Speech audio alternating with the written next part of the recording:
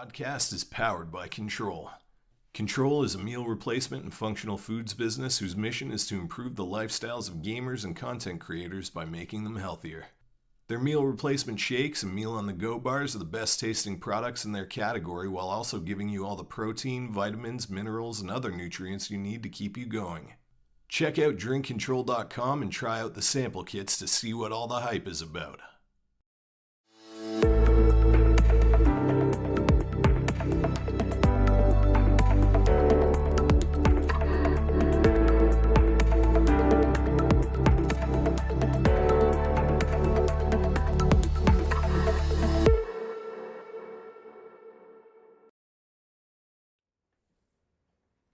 What's going on, and Merry Grubbsmas, everyone. Welcome to episode 140 of the XboxEra podcast. I'm your host, Special Nick, and as you can see, I'm joined by my man, Jeffrey Grubb. Jeffrey, how are you? I'm good. It's been let me do the math here. This is our third time doing this, right? Yes, the third annual.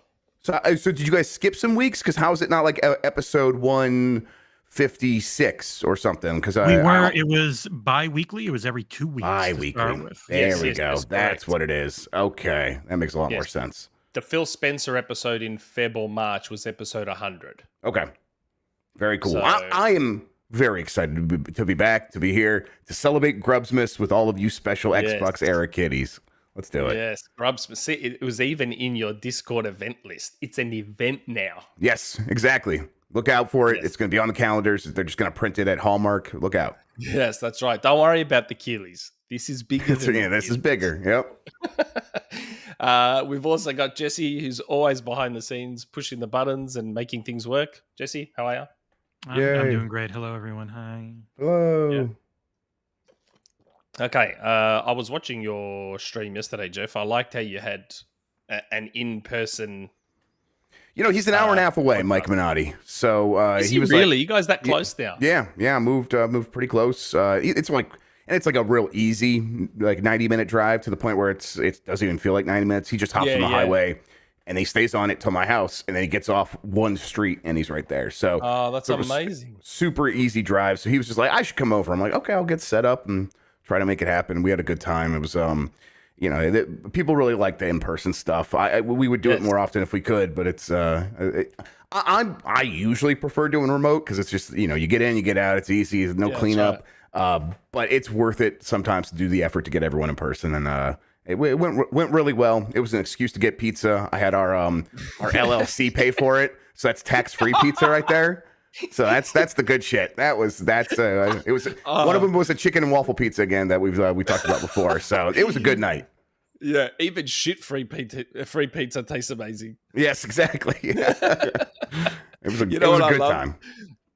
I loved how you had the boxes set up under the mics. Yes, I was like trying to I'm like, okay, I could put him here. We could talk into it, but then there's going to be way too much crosstalk heard in the other microphones. We got to bring them closer, turn them down, get them closer to our mouth. I'm like, I have maybe some mic arms I could maybe like take from other stuff. I don't want to do that. I could like take this off the wall up here for this camera. That's all. I'm like, no, I just got some boxes. Let's go for it. I got a big that closet back there is filled with all kinds of shit. So I'm like, I'll just use some boxes. And that is exactly how I've always done it. Like this. What was your first microphone setup like? Like when you were first starting the podcast, did you what did it look like? Because mine was pretty messed up. I had I had the box, and I had a glass cup, and I had a Rock Band microphone, a Rock Band USB microphone, and I would stick it in the cup, and I would keep it still, but not have it rattle around inside the cup with like an old sock. And it was so like kind of be like the stabilization mechanism, and it sounded great. Those Rock Band microphones were really good for then. Now, this was back in 2008, 2009, or whatever. That's a while ago now. Yeah, yes. The earliest setup of this podcast, everything was on a box. So the mic was on a box. Yes. The laptop was on a box so that I could have the camera looking down. Mm-hmm. I just had boxes everywhere that everything was sitting on. Box-based podcast, absolutely. Yes, that's right. Early Xbox era podcasts were really bad. Oh, they're really bad. Low production quality. They're really bad. Like that's where the magic happens, though, in that bad production quality. Absolutely. I'm looking down all the time. I'm not talking into the mic properly. It's just like, oh my The god. NDI Skype video looked Yes, super the grainy NDI and shit. Remember how dark. you had to do Skype calls with us, Jeff? Yes, I remember that. Yeah.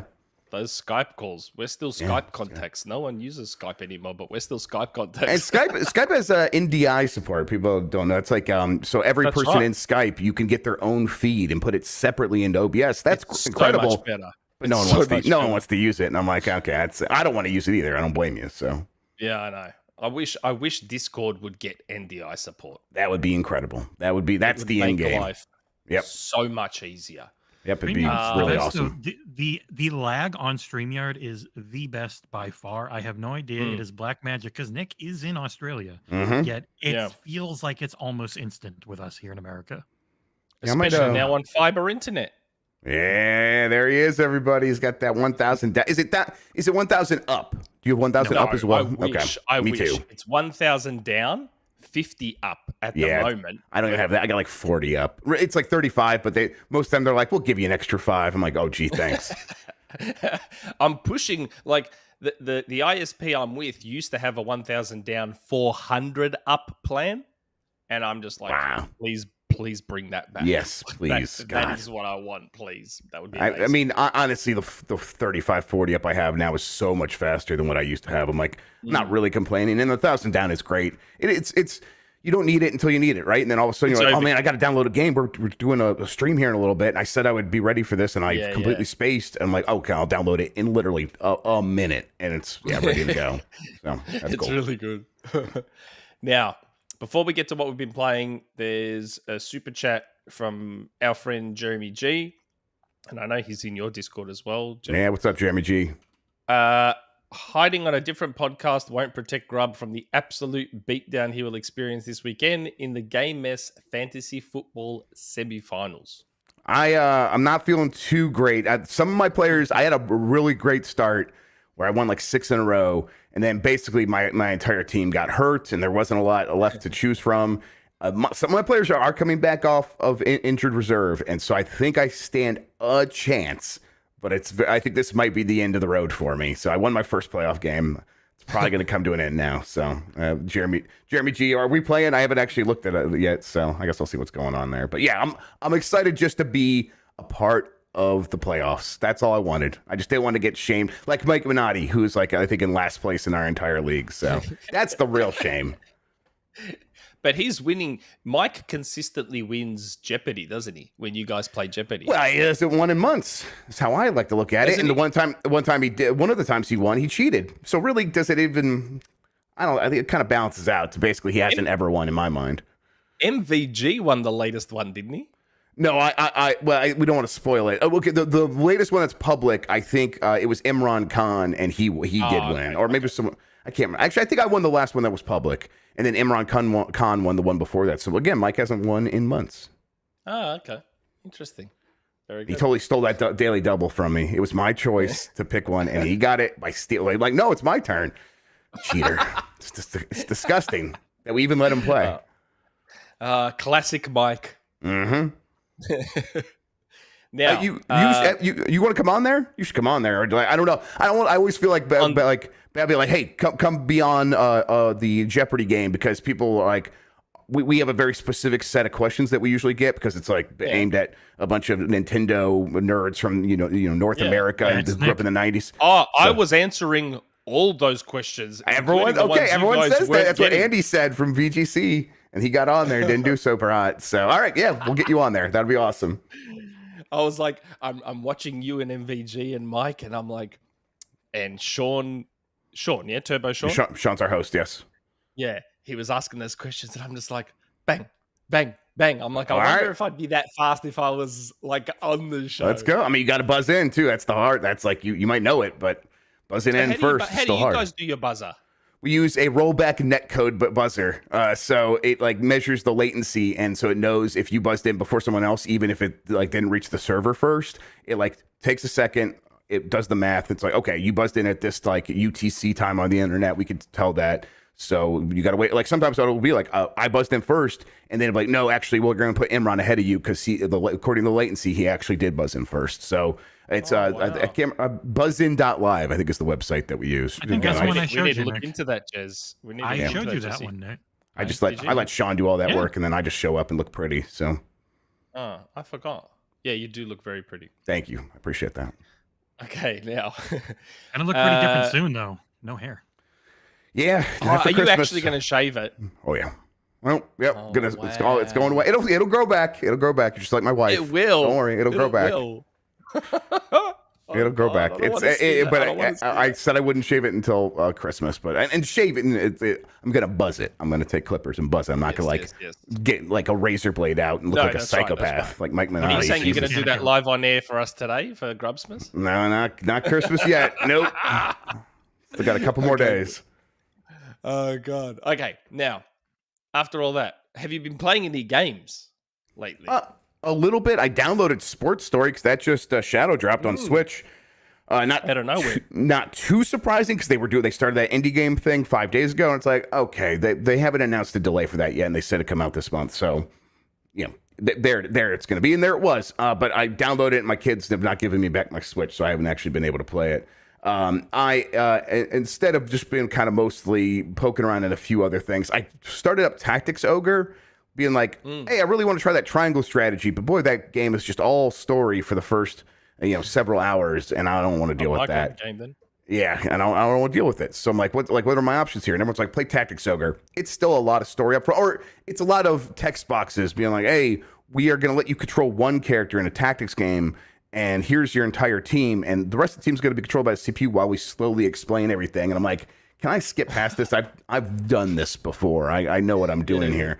But I mean, at the very least, I think it's a really nice looking remaster. It does have these sort of smudged pixels that can look really bad in a lot of Final Fantasy sort of pixel remaster sort of things. But I think it's walking a fine line between being that ugly smudginess and kind of trying to present the pixels the way that they were intended to look on a CRT. And so for the most part, I'm like, it actually looks pretty good. I wish they could add a little bit more of a CRT filter to it personally, or to have that as an option. Those options aren't super robust, but I'm enjoying it. I think it's a really well done remaster just because they really updated everything along the periphery, the FMVs and the little interstitials with the UI look really nice and strong. So I'm like, okay, yeah, I think I'm gonna have a good time with this. And then just a lot of Kirby still. I just discovered new stuff in Kirby in the Forgotten Land today. I didn't know there was like the tilt and roll mini game in there. We went in the back of the town. It's like, oh, that's there. I'm gonna play some of this now. It's like, hold on, is that in the main hub town? Yeah, exactly. Really? Yeah, exactly. Yeah, I mean, I would never, as an adult playing these games, I'm like, just give me that content. Let me just get through there and beat the game and that's it. Let me see credits. And my kids are like, no, this is a fun little wonderland to explore. So I play with them, and they kind of slowly they will put Kirby to bed in his bed every night and stuff like that because they're like, this is a character that we care about. And I'm like, that's a fun way to play this.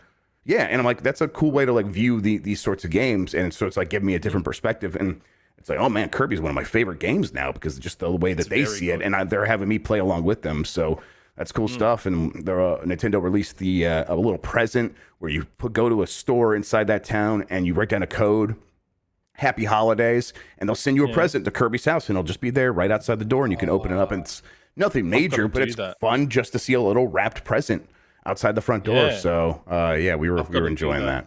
Yeah. Well, Jesse, really good game. Remind me, Jesse, what number was Kirby on my top 10 list? I had it in my top 10 for 2022. I'm not 100%. Yeah. I've loved it. I haven't finished it yet, but I've loved it. My son has beat it because he adores it. But yeah, I've loved it. It's so good. Like, it's really I well remember done.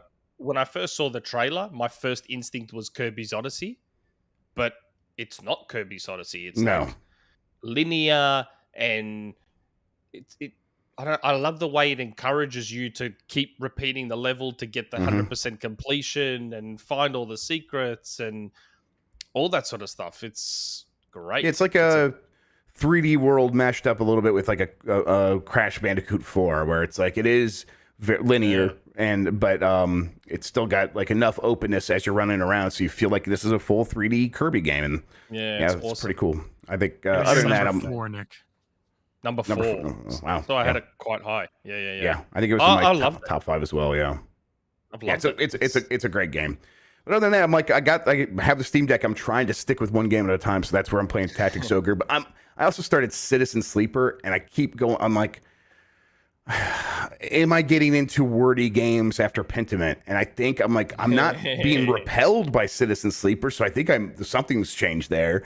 And that is, just a full-on tabletop role-playing thing where like the game is just the dungeon master sitting there telling you about the world, and you need to fill in the blank with your imagination. And I'm like, that's a bit much for me, but in this case, I think they're doing a good enough job of like, okay, here is a lot of flavor text to tell you how cool this world is, and then here are some dice rolls. Go do some things with these dice to interact with the world. Are you going to be able to like do a good job on this thing so you can get a little bit of extra credits to improve your character's health or whatever? I'm like, there's enough mechanics there to draw me through it. I think I might go back to it, especially after hearing that it's about 8 hours long. I'm like, I can handle that. If it was Danganronpa is one a lot of people in my Discord are playing, that's 20 hours. I'm like, guys, no, I don't think that's going to happen. I'm not going to play a 20-hour visual novel. Citizen Sleeper being 8, I'm like, I can probably justify that. So that's kind of what I'm bouncing around between right now. Nice. What am I playing? I don't think I'm playing much different. Jesse, I apologize. I have not started Callisto Protocol yet. I plan on doing that very, very soon. I've been playing more High on Life. I love how chill that game is. Like, I saw someone online call it a blend of Metroid Prime and other stuff, and I'm like, there is a little bit of Metroid Prime in there. A lot of people have been saying that now, and I'm like, I haven't got to that point in that game. I have no ill will towards it. I've been having a pretty good time with it when I was playing it, but I'm also not super trying to go back. But hearing Metroid Prime, one of my favorite games of all time, like I should probably at least go see what people are talking about there. Well, it is. Like, it took me about I reckon I must have been 2 or 3 hours in, and I was sitting there playing. I'm like, hold on a second. This is a Metroidvania. Like, this game is a first-person Metroidvania like Metroid Prime. I'm like, this is, it's full on. It's all about upgrading and finding new guns to then go back to another area to find secrets and progress through the game and blah, blah, blah. It's, again, so far the biggest blocker I've seen to the game is people going, oh, I hate the humor. But, like, if shitty humor, assuming you find it shitty, if shitty humor is enough to stop you playing a good game, then okay. Otherwise, give it a go anyway, because it's a really enjoyable game. Turn down the verbosity slider. Like, just make the guns talk less. You'll probably be fine. Yes, that's right. And I'm watching the footage now. I just saw the Needler, Sweezy. It's like literally the Halo Needler, but yes, she talks to you. Yeah, I'll play more of this. It runs good on the Steam Deck, so runs well on the Steam Deck. As you unlock upgrades, I think the gameplay goes from being pretty fun to being legitimately very good as you get more and more movement upgrades in all 4 of the guns. Yeah. Again, no ill will towards the game. The humor is usually not hitting with me, but it's also not like I don't find it so annoying. Even though the game is like, part of the humor is trying to be annoying. I'm like, oh, they're actually, they know what they're doing to the point where it's obvious, so it actually isn't annoying me.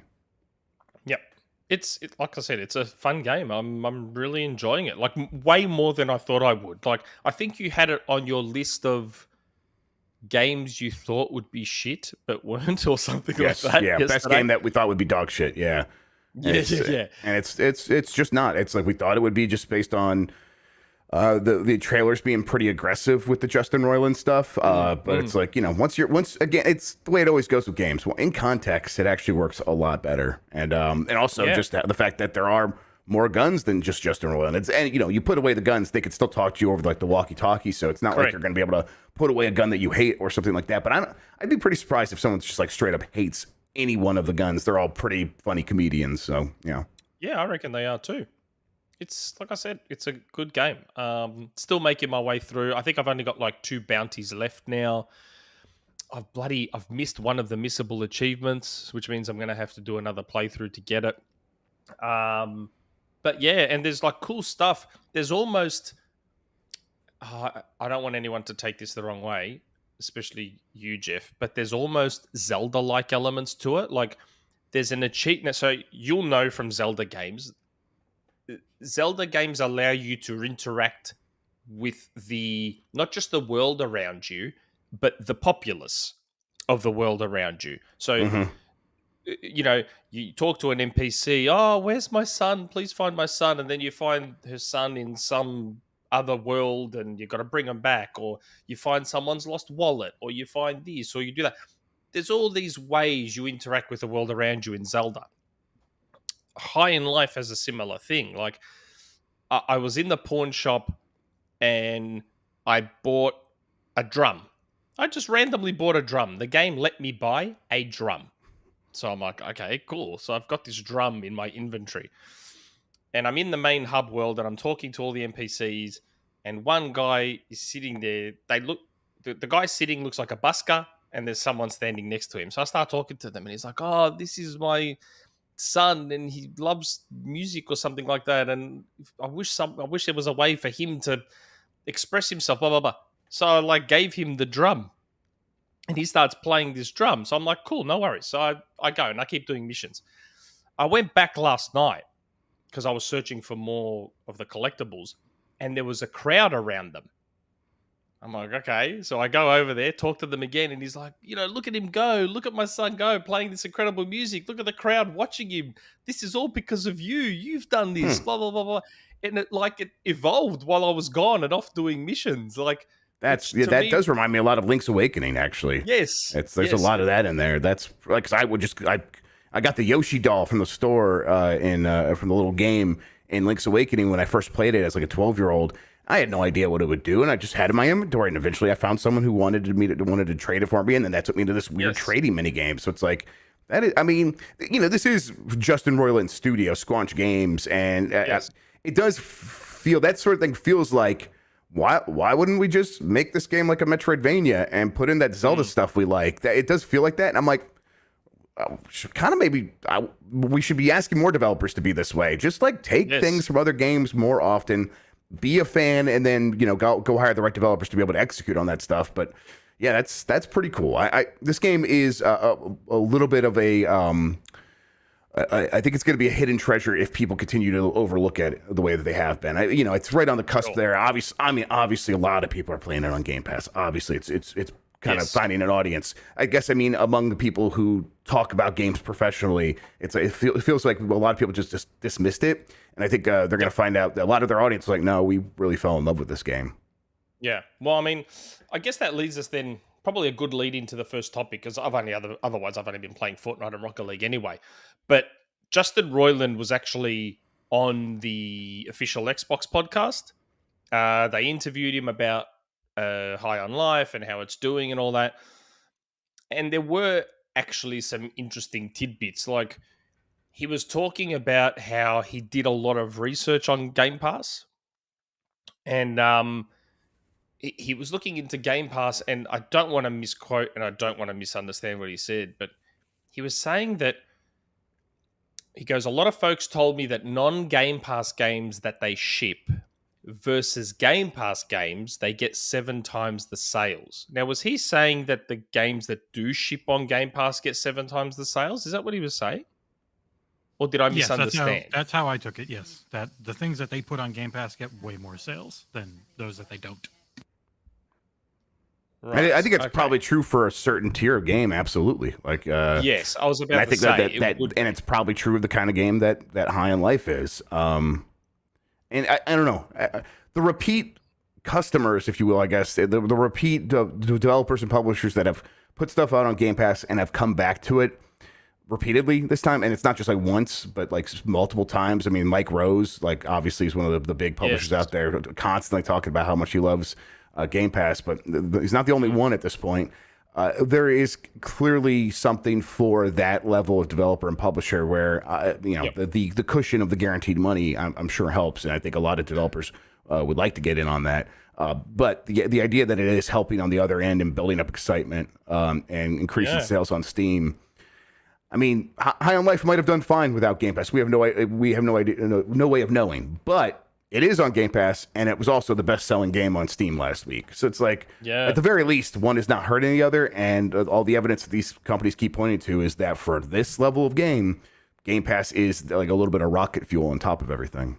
Yeah, well, I mean, well, this is the thing. Like the other discussion point from last week was that this is probably one of the biggest gaps between review reception, like reviewer critical reception, and the player critical reception. Like the gap between the Metacritic score and the user score is one of the biggest going around. So my assumption is that if it wasn't for Game Pass, Metacritic may have hurt this game. Like, because it is a full-priced game.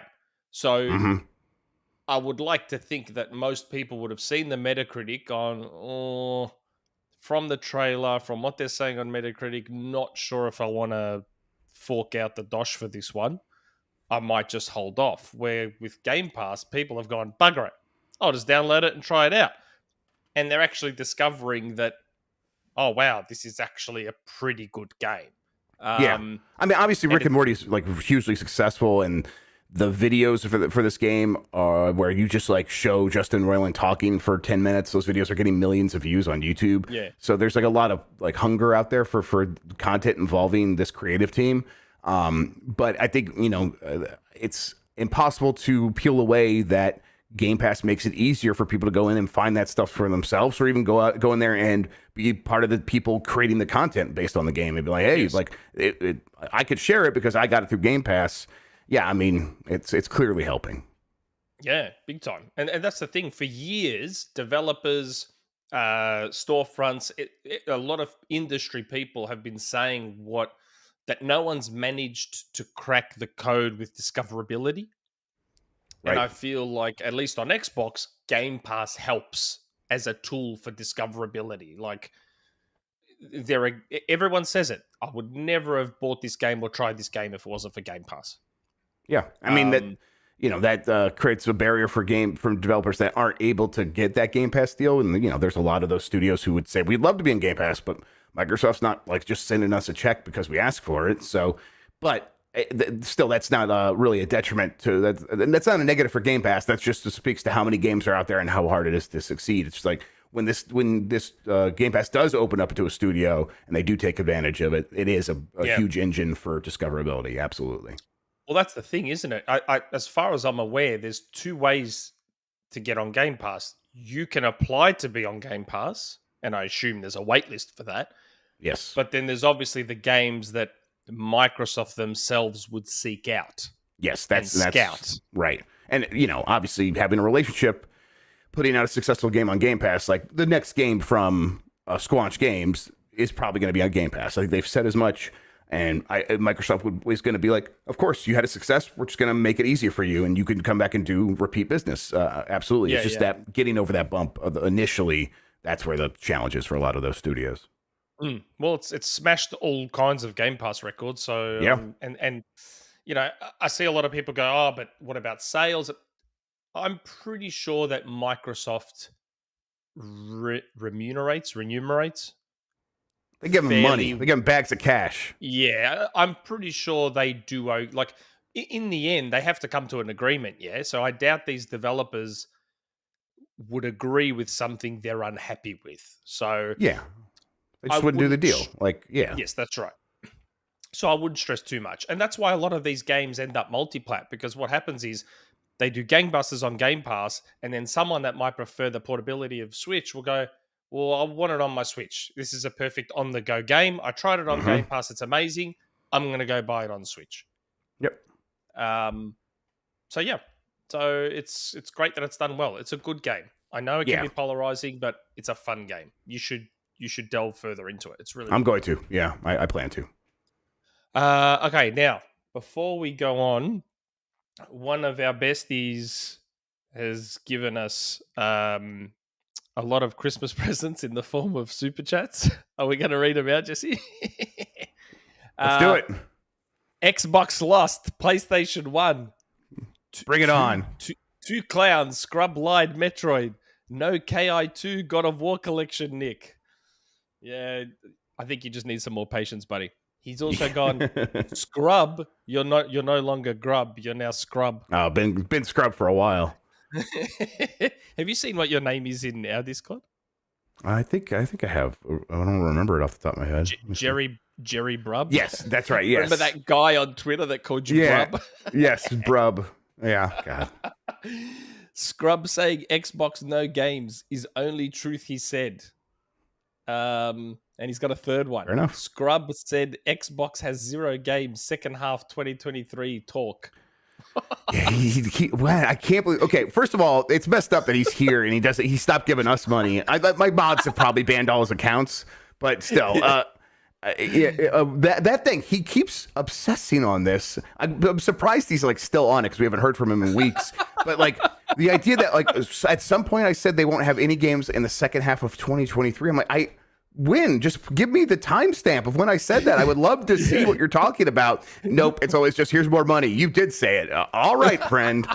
I don't even know how you would think I would necessarily know that at this point because things are going to be moving around so much. Like we're still far away from that. So whatever. Cool.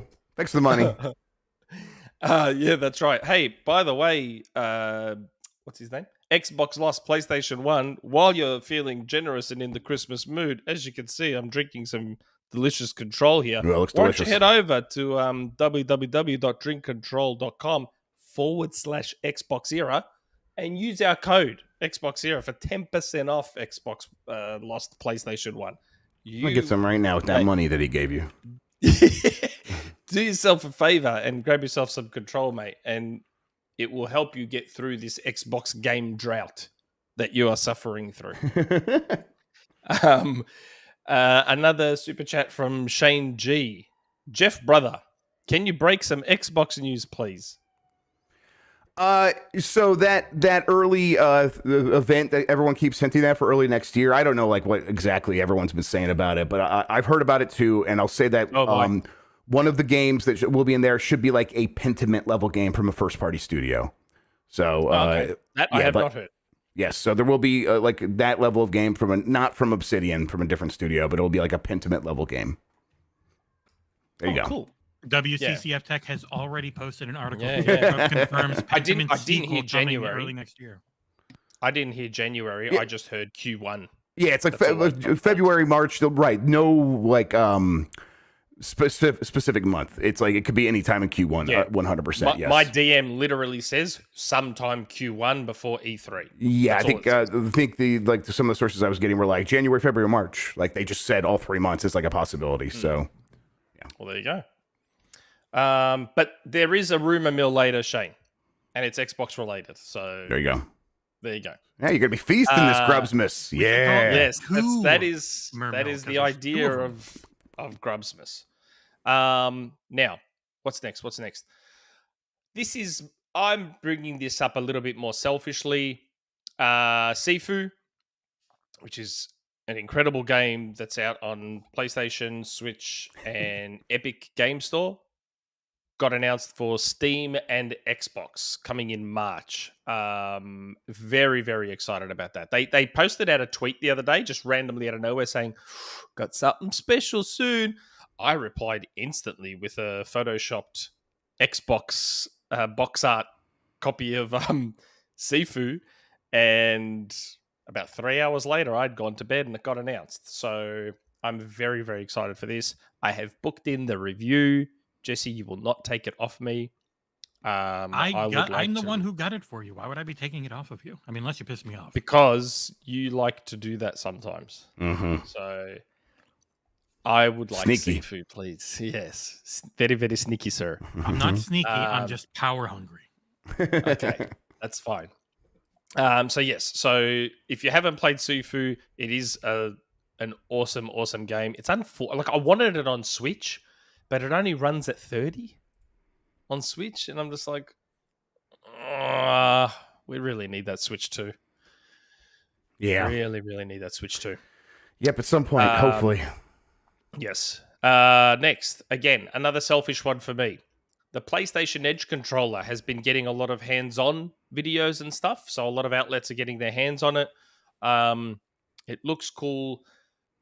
The one issue that's been a talking point is the fact that the battery life is shorter. So I think they've used the existing battery from the DualSense in the DualSense Edge. And I'm I just think they basically said that as much. They're like, the form factor is so close. the same. Yeah, it's basically the same, right? So it's like we had to use the same battery because we were putting more stuff in there and we're kind of building around it. So yeah. Yeah, it's just, I don't know. I still find that, like, don't get me wrong, I'm the idiot that's still going to buy it. But, like, it's just disappointing that, at least in Australia, I don't know the price difference in the US, but in Australia, it's almost triple the price. So from 120, you're up to 340. It's the same So thing. it's like 70 to 200. So just oh, under so it is. It's almost triple the price. So I don't know. I have an issue. Like, I understand it has all the other neat features and all that sort of stuff, but like, if you're charging almost triple the price, surely you can find a way to at least up the battery life, or even get it to bloody the same as the standard controller, at least. Like, it's just Yeah, I mean, I guess we'll have to wait and see. But this was The Verge asking Sony themselves, right? And Sony was saying it would have a moderately shorter battery life. So it's like from the horse's mouth. I get why people are anxious about this and annoyed, because obviously the controller already has pretty poor battery life.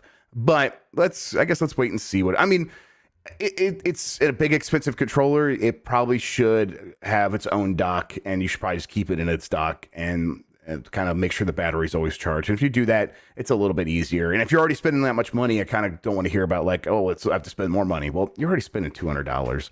Like, do what it takes to make sure that you can keep it always charged. Oh, I made sure my kids have bought me the DualSense charging dock for Christmas. So I've got that waiting for me. Hell yeah. Good job, kiddos. Yeah, I'm just going to have it sitting there. Look, it's not the end of the world. Don't get me wrong. It's just, I don't know. It just doesn't sit well with me that they want to charge almost 3 times the price and have worse battery life. Outside of that, the controller looks great. I will say in the hands-on videos, I don't like how the glossy looks, but you can pop that off, that glossy part. And I'm hoping that, be it Sony themselves or a third party, makes a matte finish. I don't even know what you call it.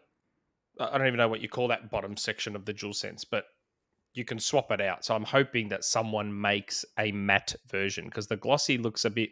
That part, it just popped off. Jesse showed it in the video. So you got to pop off that bottom part to be able to replace the stick modules. So I'm hoping that someone makes a matte finish version. I'm sure they will then, yeah. I think it'll look much nicer. But everything else about the controller looks great. I love how the case looks. I love the black touchpad. It's funny, when I first saw the DualSense, I hated the two-tone, but it's funny how just one small change here and there can really make a huge difference. Like, just having the touchpad be the same as the bottom half, same color, just completely changes the look of the controller for the better. But yeah, everything else about the controller looks great. And I, like an idiot, will be forking over my near $300 in about a month to get one. And I just wish it had 4 paddles. Only the 2 paddles, because I use 4 in the Elite. I only use 2. I only use 2. Yeah, so it's fine for me. It's perfect for me. That's fine. But yeah, aside from the battery, again, not the end of the world. My setup back there, you can't see it, but I've got a USB-C cable that runs from behind the couch up to where my DJ Hero deck is there. So if a controller's about to die, I just plug it straight in and keep going anyway. So it's not the end of the world. It's more the fact that they want to charge so much more. You want to. It costs more. You want more in every way, and it's like, oh no, there are some. So it turns out the compromise wasn't the cost on my side, where I have to pay more. The compromise is the cost and the battery life, and then all this other stuff better be worth it then. So I get why people are anxious. That's right. Having said that, though, there is one thing we probably won't have to worry about with the Edge controller, and that is the build quality. Unlike the Xbox Elite controllers. Yep. Which are built like garbage. Yep. Although the core's okay so far. My white Elite core. Yeah, I mean, honestly, the reason they put out the core must have been to fix all those issues, right? No, it's the exact same parts. Yeah. They're the exact same parts. they did adjust some things apparently, though, or at least that's they what said that, but then people broke told. them down, went through the controls. Well, I think it might be the there's pretty same much parts, nothing but is it the different. same assembly process? Like they could probably fix things through So the. within a few months, had my right bumper die where it would just double tap or On the but core. I popped off. Yeah, on the core, I popped off the faceplate and I just hit it with some component cleaner, and it was just there was gunk in it, and that it's working better than ever. But not everyone's going to do that. No, they are not. No. Okay. So that's the Edge controller. Next. Now, this is something I have not seen a lot of podcasts talk about, but Jeff did mention that he's talked about it on one of his. So I thought this was interesting because I'm a big Fortnite player. My kids play Fortnite, but I keep an eye on what they do, and I have a lot of the parental controls in place. So, Epic has been fined $775 million effectively for tricking children. So the FTC's gone after them and fined them. Because I noticed, I don't know if I said it on the show last week, but I noticed that I logged into my kid's account to attach free Epic games, which I do. Just my OCD won't let me stop, and I attach all the free games to my and my children's accounts. And we logged in, and all of a sudden it had changed my son's name and was like asking me to set up all these things to do with his account. And I'm like, what the hell is this? So they changed all the children accounts to what's called a cabined account, and they're like locked down hard. Like, yes. Everything I do, I have to put the parent code in. There's spending limits, all this sort of stuff, and I'm guessing it's in response to this, to what happened 100%. with this fine. So, like, I'm in a weird. I mean, I don't know how you feel about it, Jeff, but I'm in this weird in between stage where, yes, you know, Epic, like, Fortnite actually has some genuinely good parental controls. And Epic accounts in general have really good parental controls. I think the issue here is Epic's error was in not having a lot of these controls in place by default. Yeah, the actual, I think the specific, there was two big penalties here. The one was they were tracking kids' data and without parental consent. And you can't do that without getting explicit parental consent. And even then, it's probably a bad idea to do any of that tracking, and they just were. And so that was always going to be a violation of COPPA, that rule that passed a few years ago, which is why the things have pretty much been like, we can't really track anyone who's 13 years of age or younger. So that was the one big side of it, and like they just needed to stop doing that and began siloing these accounts into like their own randomized in the back end sort of thing. The other issue is like they had those dark patterns, right? They did dark patterns where they knew that if they put the button in a certain spot, it's a spot that people click a lot when they're trying to wake their phone up. And so when they're hitting their phone trying to wake it up, you might actually click that button and you might make a purchase. And they knew this and they did it anyhow. Really? They also put the cancel and purchase button right next to each other. So it's very easy to hit the one instead of the other.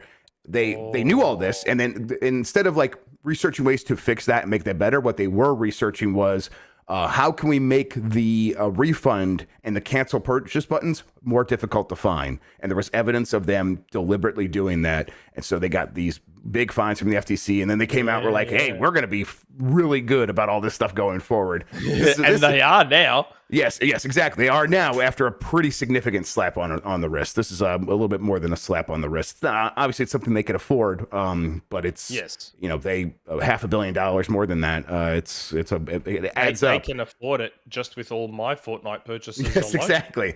Right, but they don't want to. They want to put that in the bank. They don't want to send that off the FTC. So, all these things should no longer be problems. Like you said, they're locked down now, but they previously were not, and they got caught with their hand in the cookie jar. That's how it goes. No, that's right.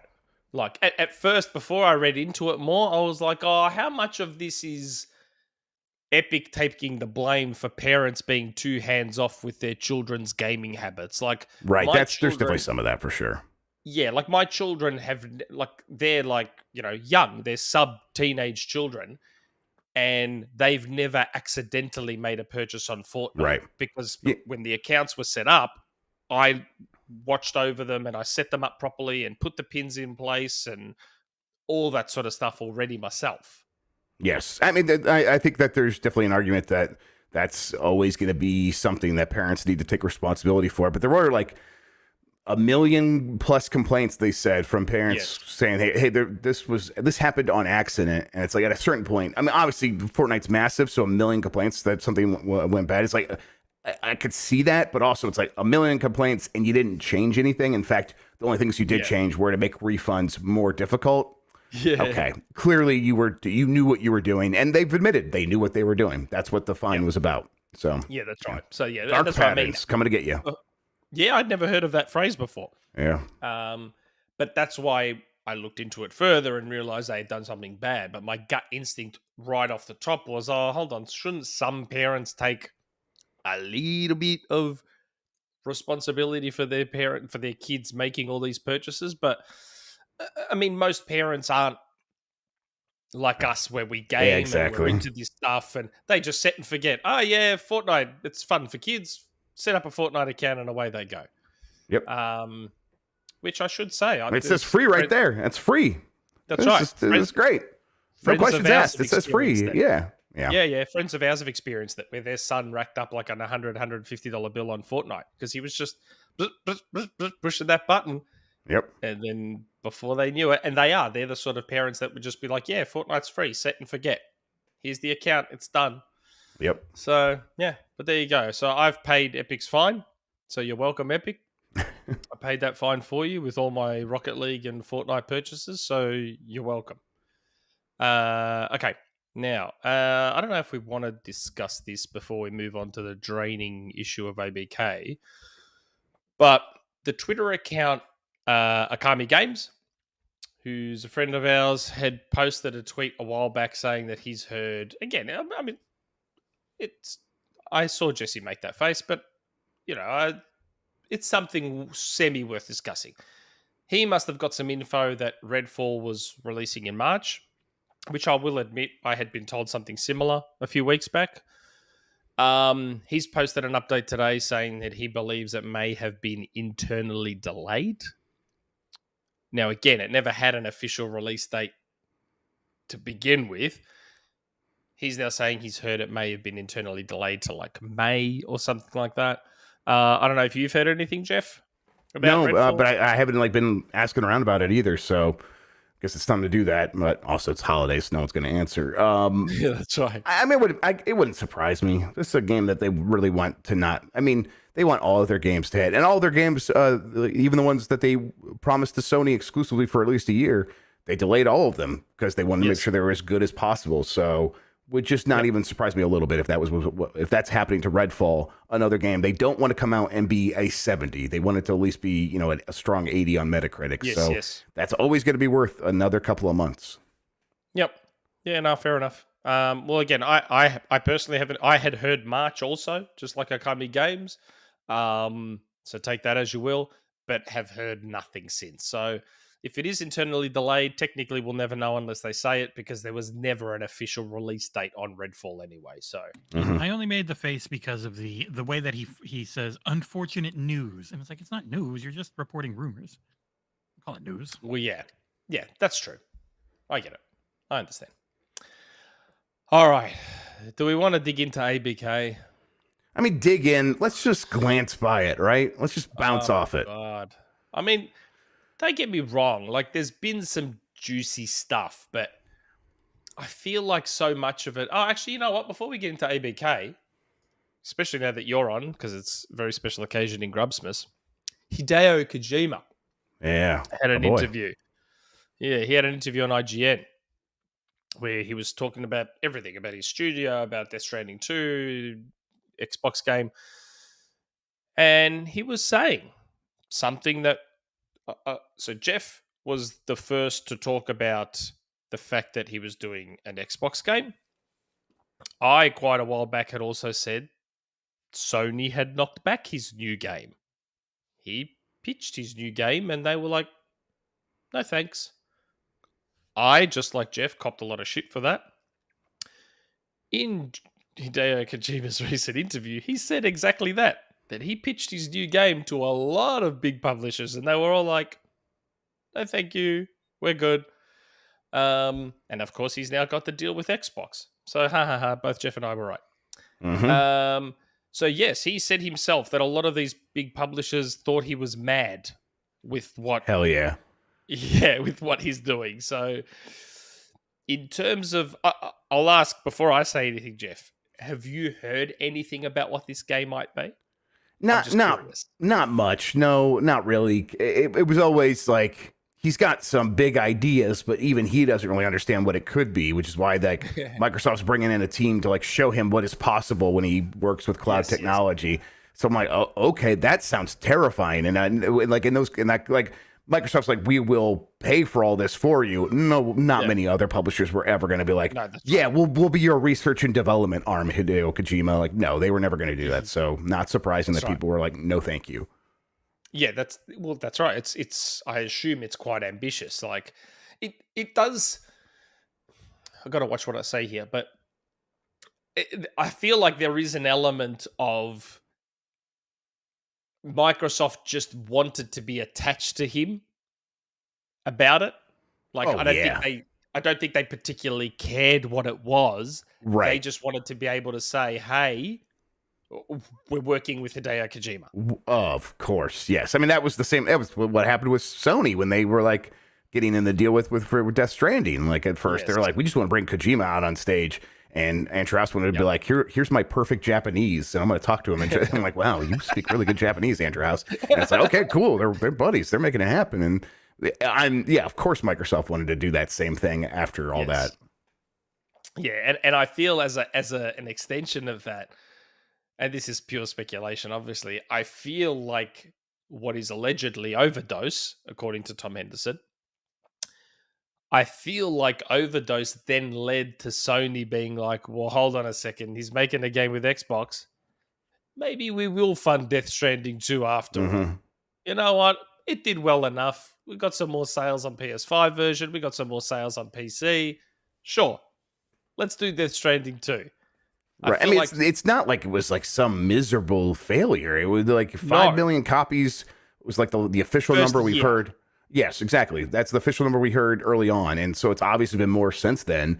And I think it's 10 now. I believe it's 10. Right. I mean, it wouldn't surprise me if that's the case. And if it is, it's like that's like right on pace with a lot of other first party Sony things. Yeah. Like, what are we talking about? Death Stranding's a huge success in that context. Yep. So I wouldn't be surprised if I wouldn't be surprised if the Xbox deal played a small role in Sony being more like, I mean, we can't have Xbox having a Kojima game. This guy's associated with us. Yes, they were right. Regardless, that conversation in those terms 100% happened at Sony, without a doubt. They were like, we can't be looking like we are not going to work with Kojima, and Xbox is. Like, of course they understand what that looks like. So whether or not that was the driving factor, I have no idea, but I bet it was a factor. Yeah, for sure. But yeah, it'll be interesting to see what this game turns out to be. Like, I've heard a few things about what it is at this present moment, but and honestly, I'd rather not say, so please don't ask anyone in chat or whatever, only because it's so early that God only knows what form it's going to take. Exactly. Right. By the end. And I've learned now plenty of times not to talk about stuff like that that's too early because it inevitably changes. But what I'm hearing about it right now is interesting. That's the word I'll use. Interesting. But yes. I love it when the kids come in. It's so good. Adam Icegreen did this. Remember when Adam Icegreen was on? Mm-hmm. And the kids were just like coming up and was like, hey, Dad, what's going on? And he's like, yeah, can't you see what's going on here? Did we get that last super chat? I was just about to read it now, okay. But it is actually for Jeff. Yes. So it's from Leaky Hum. Mr. Scrub. Well, yes, Mr. Scrub. Leaky Hum, $5 super chat. Thank you, Jeff. You're talking about Wandering Tower, Project Belfry. I pray that Starfield for Redfall Forza make it first half and are fire. Your thoughts, Jeff? What is Wandering Tower? I can't remember which studio that is. I have no idea about these code names. No idea. You know, okay, no guarantees that this is exactly the case, but I'm pretty sure it's Tango Gameworks. I think it's a small one from Tango Gameworks. So they do with that what you will. And we'll see. I mean, this is like, I'm just bringing this up because this would be like one of the new things that could pop up into this showcase. Obviously, if they do a showcase in the first quarter of next year, they better be talking about Starfield and Redfall and all these other things that are supposed to be coming out very soon after that. So, yeah, that would still be, I think, the central keystone for those showcases. Oh, hold on. Emil in the chat is saying Wandering Tower is a name that Jez leaked for Project Belfry. Oh, okay. Yeah, okay, so it is Project Belfry. I don't think so. What I'm talking about is not Project Belfry, although I wouldn't be shocked if that's there as well. Yeah. Okay, now this isn't on my show notes, but I was gonna mention this anyway. So, did we want to talk at all about Goldeneye, or should we leave it? We can. What have you heard? Well, I mean, both of us had heard that it may be soon, and that's why I'm like, did you want to discuss it? Because I know you had heard some stuff, and I had heard some stuff. So. Jeff and I were both under the impression that GoldenEye was actually going to come probably December. Yeah, I mean, if it was going to get announced in December, it was always going to be late in December and never the Game Awards. At least, according to the last thing I heard, I would have believed the Game Awards before that. But after like getting that update, and it was like a week before the Game Awards, I'm like, oh, clearly it won't be ready for the Game Awards. But the way that they're going, it could still be December. At this point, though, they have done work to have a video promotion of some sort for the game. This doesn't mean like a showcase. It almost means closer to like an advertisement that is about promoting GoldenEye. So like they're not doing that for no reason. It's probably, and I don't know like what it takes to like do that kind of thing and how long it will take to actually get it ready. So, but my guess would be not much longer than a month. So at this point, why not January? Yeah, I hope not. Yeah, I did get an update where someone had sent me a message saying there's a chance Nintendo's pushed it. They've pushed it out a little bit further. So what that means, again, given there was no official date to begin with, pushing it out further kind of is this nebulous nothing thing. I don't know. Obviously, it's not December unless there's a very, very last minute Christmas present, just like Sports Story. Right. But yeah, hopefully it's sooner rather than later because I was hoping that GoldenEye would be my 2022 Game of the Year. But now it looks like it's going to be my 2023 Game of the Year. And it won't count in the overall voting standings. Why won't it count? Why? It didn't come out that year. Didn't have any new content. What do you mean? Year, nothing. Mainly just to hurt you. That's the truth. The truth is I just want to hurt you. Nah, that's bullshit. It is going to be my Game of the Year. Purple trees. It is going to be my Game of the Year 2023, whether you like it or not. Bad luck. I mean, it can be your Game of the Year. It just won't count for the staff rankings. Yeah, whatever, man. Okay. Now, the topic we didn't really want to discuss, but probably need to. More ABK stuff came out. So, man, this is just the circus that never ends. So we've had Microsoft's response to the FTC, which is quite a lengthy document. Now, Jeff, do you believe we should go through the entire 37-page document? Oh yeah, 100%. Let's fucking go. I read through this go to yesterday. Hell. I read through all of this yesterday, and to be honest, 90% of it is like, we deny all the allegations in paragraph 67. We deny all the allegations in paragraph 68. Yes, Game Pass is a thing, but we deny the rest of the allegations in paragraph 45. Like, if you read it, that's what the majority of it says. Yes.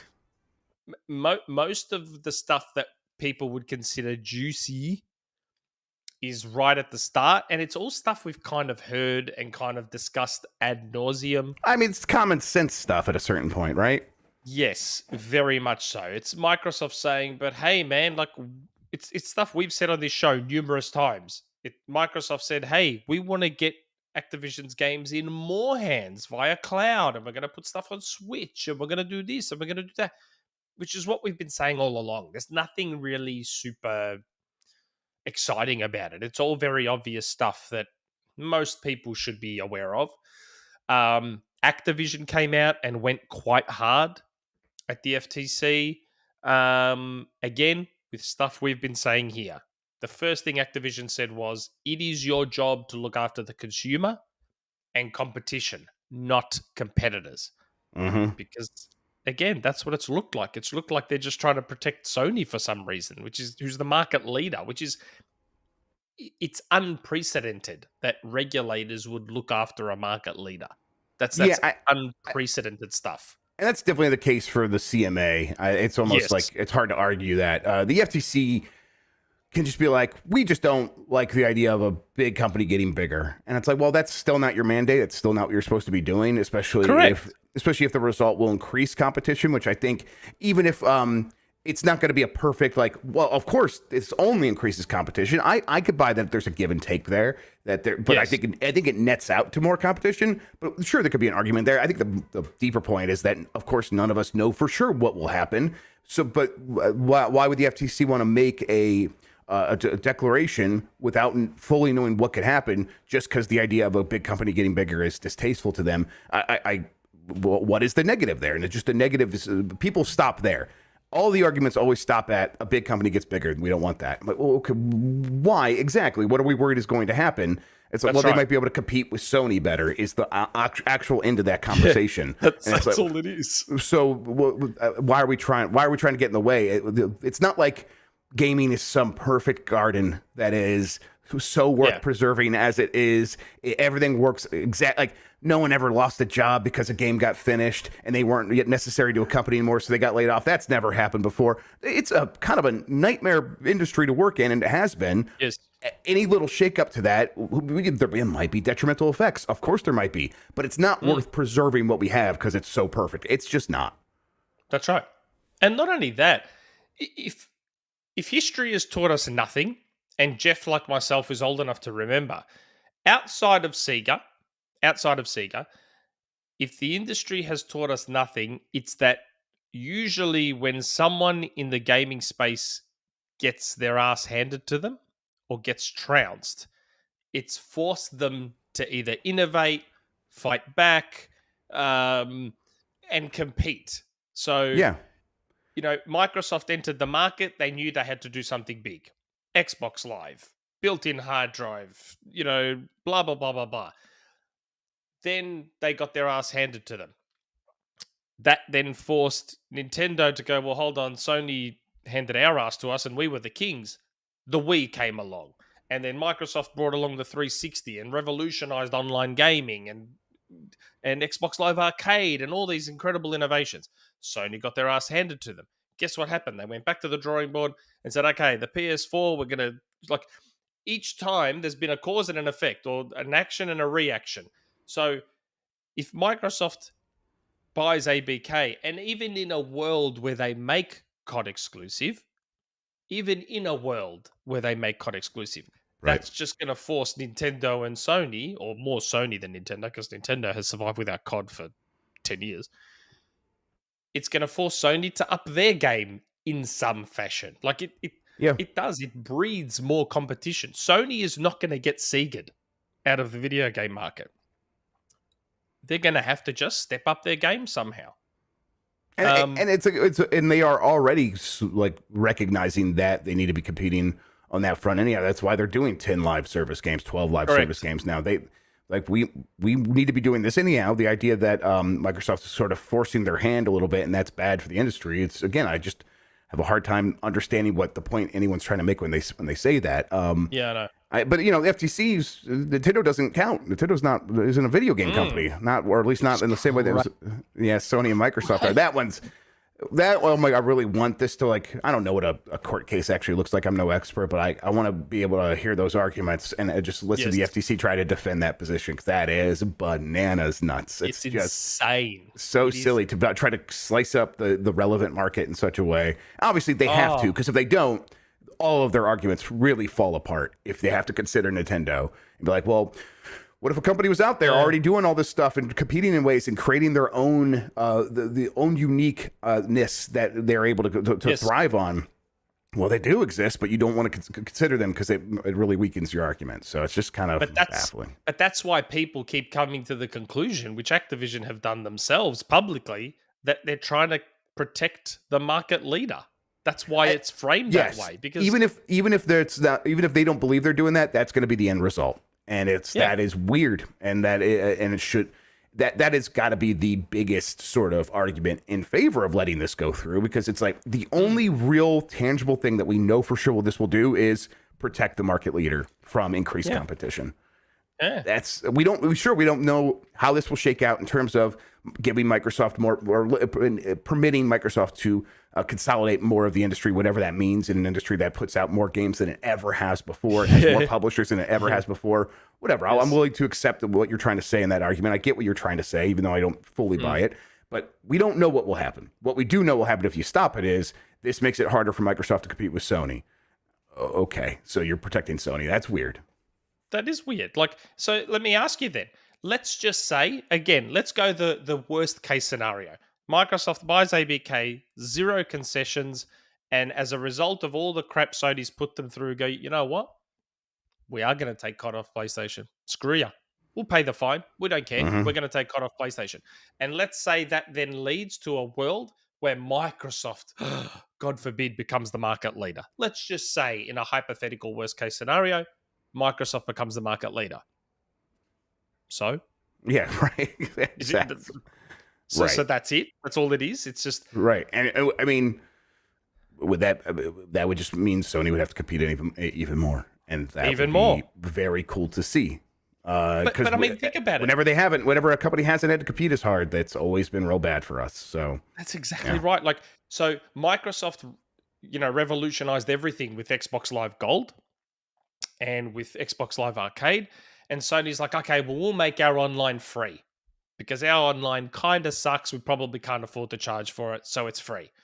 That wasn't getting it done. So what did they do? PlayStation Plus, free games. Whoa, hold on. I became a subscriber. The second they started giving away those free games, that's when I started subscribing. And all of a sudden, Microsoft's like, whoa, hold on. Sony's giving away games with their subscription. Well, guess what? Games with gold. This is what competition is. You take a shot, it forces your competitor to step up to your level. That's literally competition, and it's bizarre to see regulators like the FTC, like the CMA, literally, maybe unintentionally, without realizing it, going against their own mandate, which is to promote competition and protect consumer choice. Yep, and I think that if they have to defend these positions, actually, if they can't convince Microsoft to give it up, which I think was their real intention this entire time, it's gonna make them look pretty silly, which I think weakens them going forward, because more of these big deals might stick with it if they're like, well, wait, Microsoft kind of easily defeated them, handed them their lunch, and who knows if that's what's going to happen. You have no idea. That's one of the risks of going to court. That's why FTC thinks it has the chips in their thing.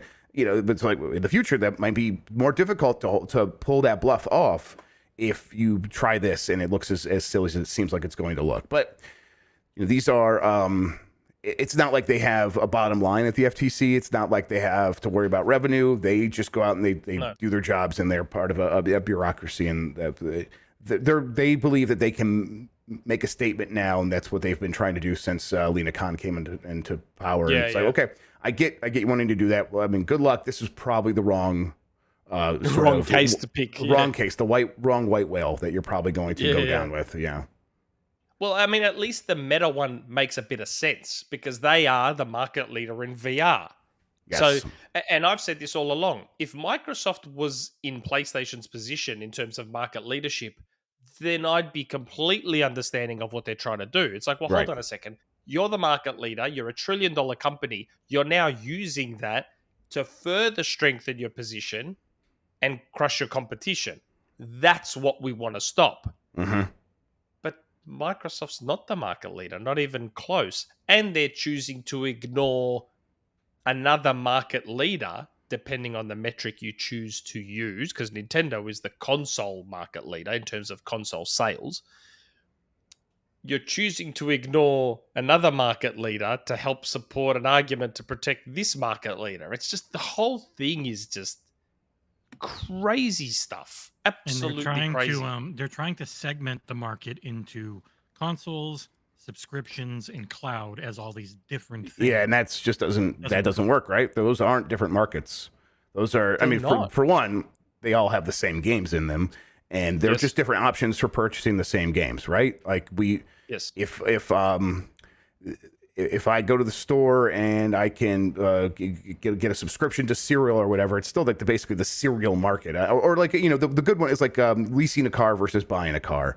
If I lease a car, if I buy a car, I'm going to the dealership. It's all part of their ways of presenting different options within the same market.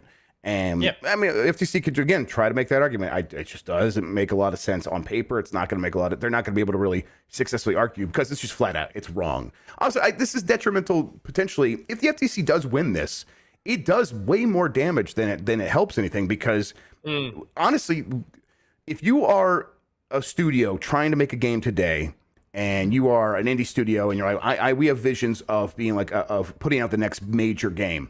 One of the reasons you do that is with the goal of eventually getting bought. And what they're going to buy is the IP in the studio. You're going to take all that money, you're going to leave, and you're going to go start another studio. And that's the virtuous cycle that we want to see in the game market. And it turns out it actually does exist and is, for the most part, working in gaming.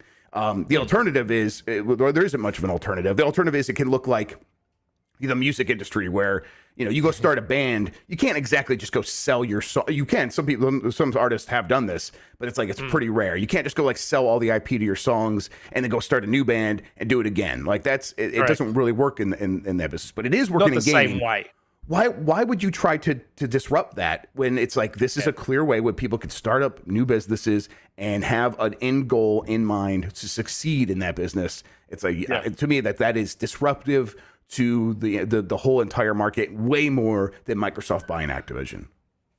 Yeah, way more. And it's not just that. Like, they're also getting in the way of unionization efforts. Like, Microsoft has openly or ignoring them at the very least. Yeah, like Microsoft has openly said, we will acknowledge and accept these unions. And Activision's over there still just being like little goblins, like, fuck these unions. And it's like, oh my God, Activision, would you go, how could you still suck so bad? But they do. And it's because of who's in charge. Kind right. And this is another thing that the regulators should be in favor of. Like, I don't know. That's why I'm kind of getting sick of talking about it, because the deeper down the rabbit hole you go, the more insane you go at the stupidity you have to read and the craziness that's absolutely on display with this stuff. Like, it's bonkers. I just want it to end one way or the other.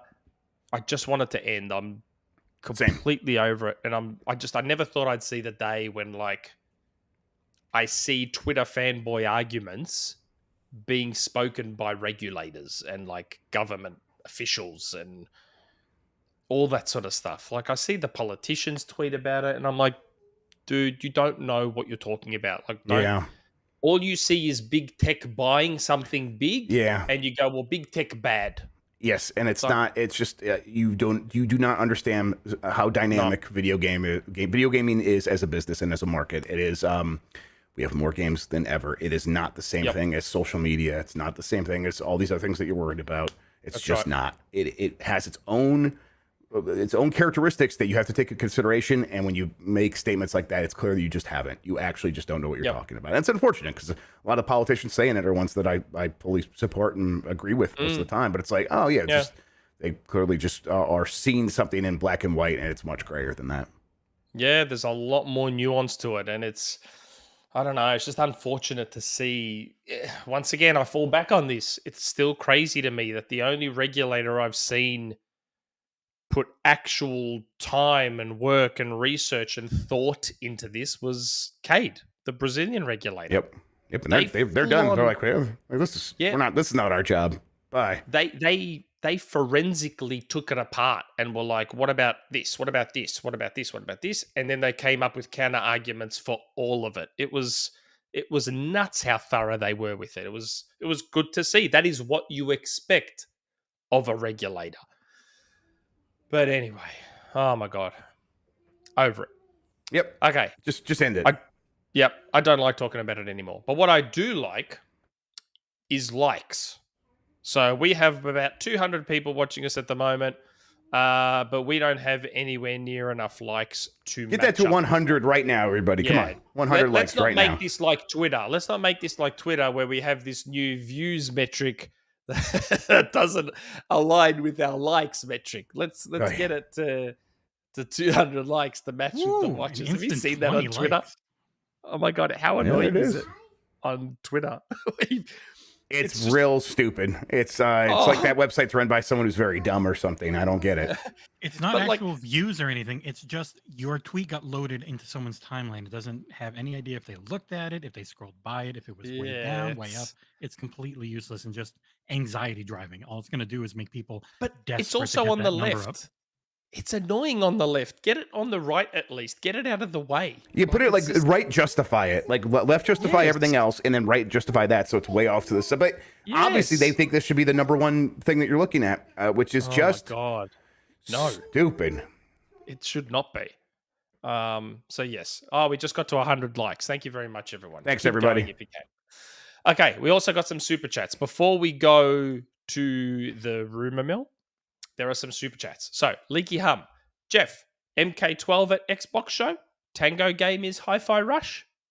I don't know, and I don't know. But I mean, I hope Mortal Kombat 12 shows up before, too long. I mean, and honestly, at this point, who knows what that team's actually, that the realm's actually working on. I heard at this point, like more than a year ago, that it was Mortal Kombat 12, but it's been a tumultuous time over there under WB, and I'm sure they were also not just...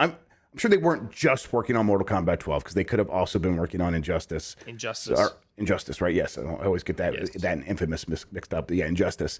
But we'll see. I think we're not going to go too long into next year without hearing from NetherRealm, right? It's been so long. They are off of their cadence of every 2 years having one or the other, Mortal Kombat or Injustice. So they're overdue, and I think we will hear for sure probably before EVO. Last was Mortal Kombat 11. MK11 or Injustice 2? No, it was Mortal Kombat 11, which is why everyone was expecting Injustice, and I was too, and then I just heard differently. Now, again, really? I heard Injustice 3 is happening.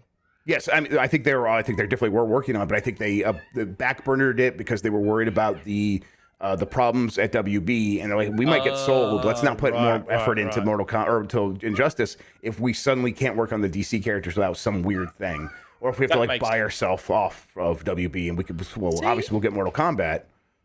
Isn't that funny? And that's why I wish people would be more understanding. Like, I had heard some stuff about Injustice 3 quite a while ago and just kind of forgot and never said anything about it.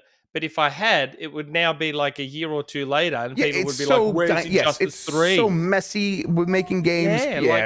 People think it's deterministic. That's one of the reasons I hate that, like, Gen 9, Gen 8 stuff, where, like, well, this is Generation 9. We're now in Generation 9. Look at us all living through Generation 9 of consoles. And it's like, no, like, you are applying a deterministic worldview as if things are nice and clean, and it's like everything is just made sense, and it was always supposed to be this way. It's like it never works that way. It is a million different things all happening in unison, getting in each other's ways, and and the end result is, for some reason, we can't make the game we wanted to make, or at least not on the timeline we wanted to make it.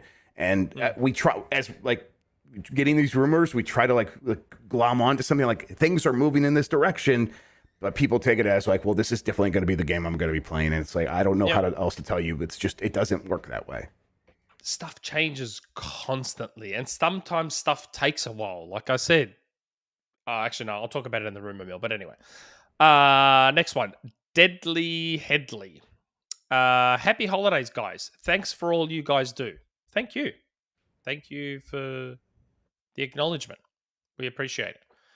And Glenn, Merry Christmas, Nick, Jeff, and Jesse. Will Xbox pivot Activision Blizzard Studios to make RPGs? Fingers crossed. Pivot's probably the wrong word, right? They're going to like unlock Activision and Blizzard to do more different things, right? They're like, hey, we got a lot of talent here. Obviously, we need you to... Ian Glenn. Sorry. Ian Glenn. We need you guys to keep making Call of Duty. Like, that's going to make us a lot of money. We need World of Warcraft to keep being World of Warcraft. But we're not going to force everyone at Microsoft to go work on this stuff. You can work on different things now. And the incentive structure there, because of Game Pass, opens you up to do a lot more different stuff. So look what we're doing with Pentiment. Right. Look what we're doing with all these smaller games from all these other studios. They're also making bigger games. We want you making those bigger games. But if you want to do something else, you have not free reign, but a pretty open path to do that. And I hope that's what happens. Well, I mean, they said in their FTC response, we understand that we need a variety of games. Like, right. We've said it all along. Game Pass dies if it's one type of thing. It needs a breadth of genres and ambition and scope, and it needs a variety to live. Like, despite what the Callisto Protocol said, guy from it.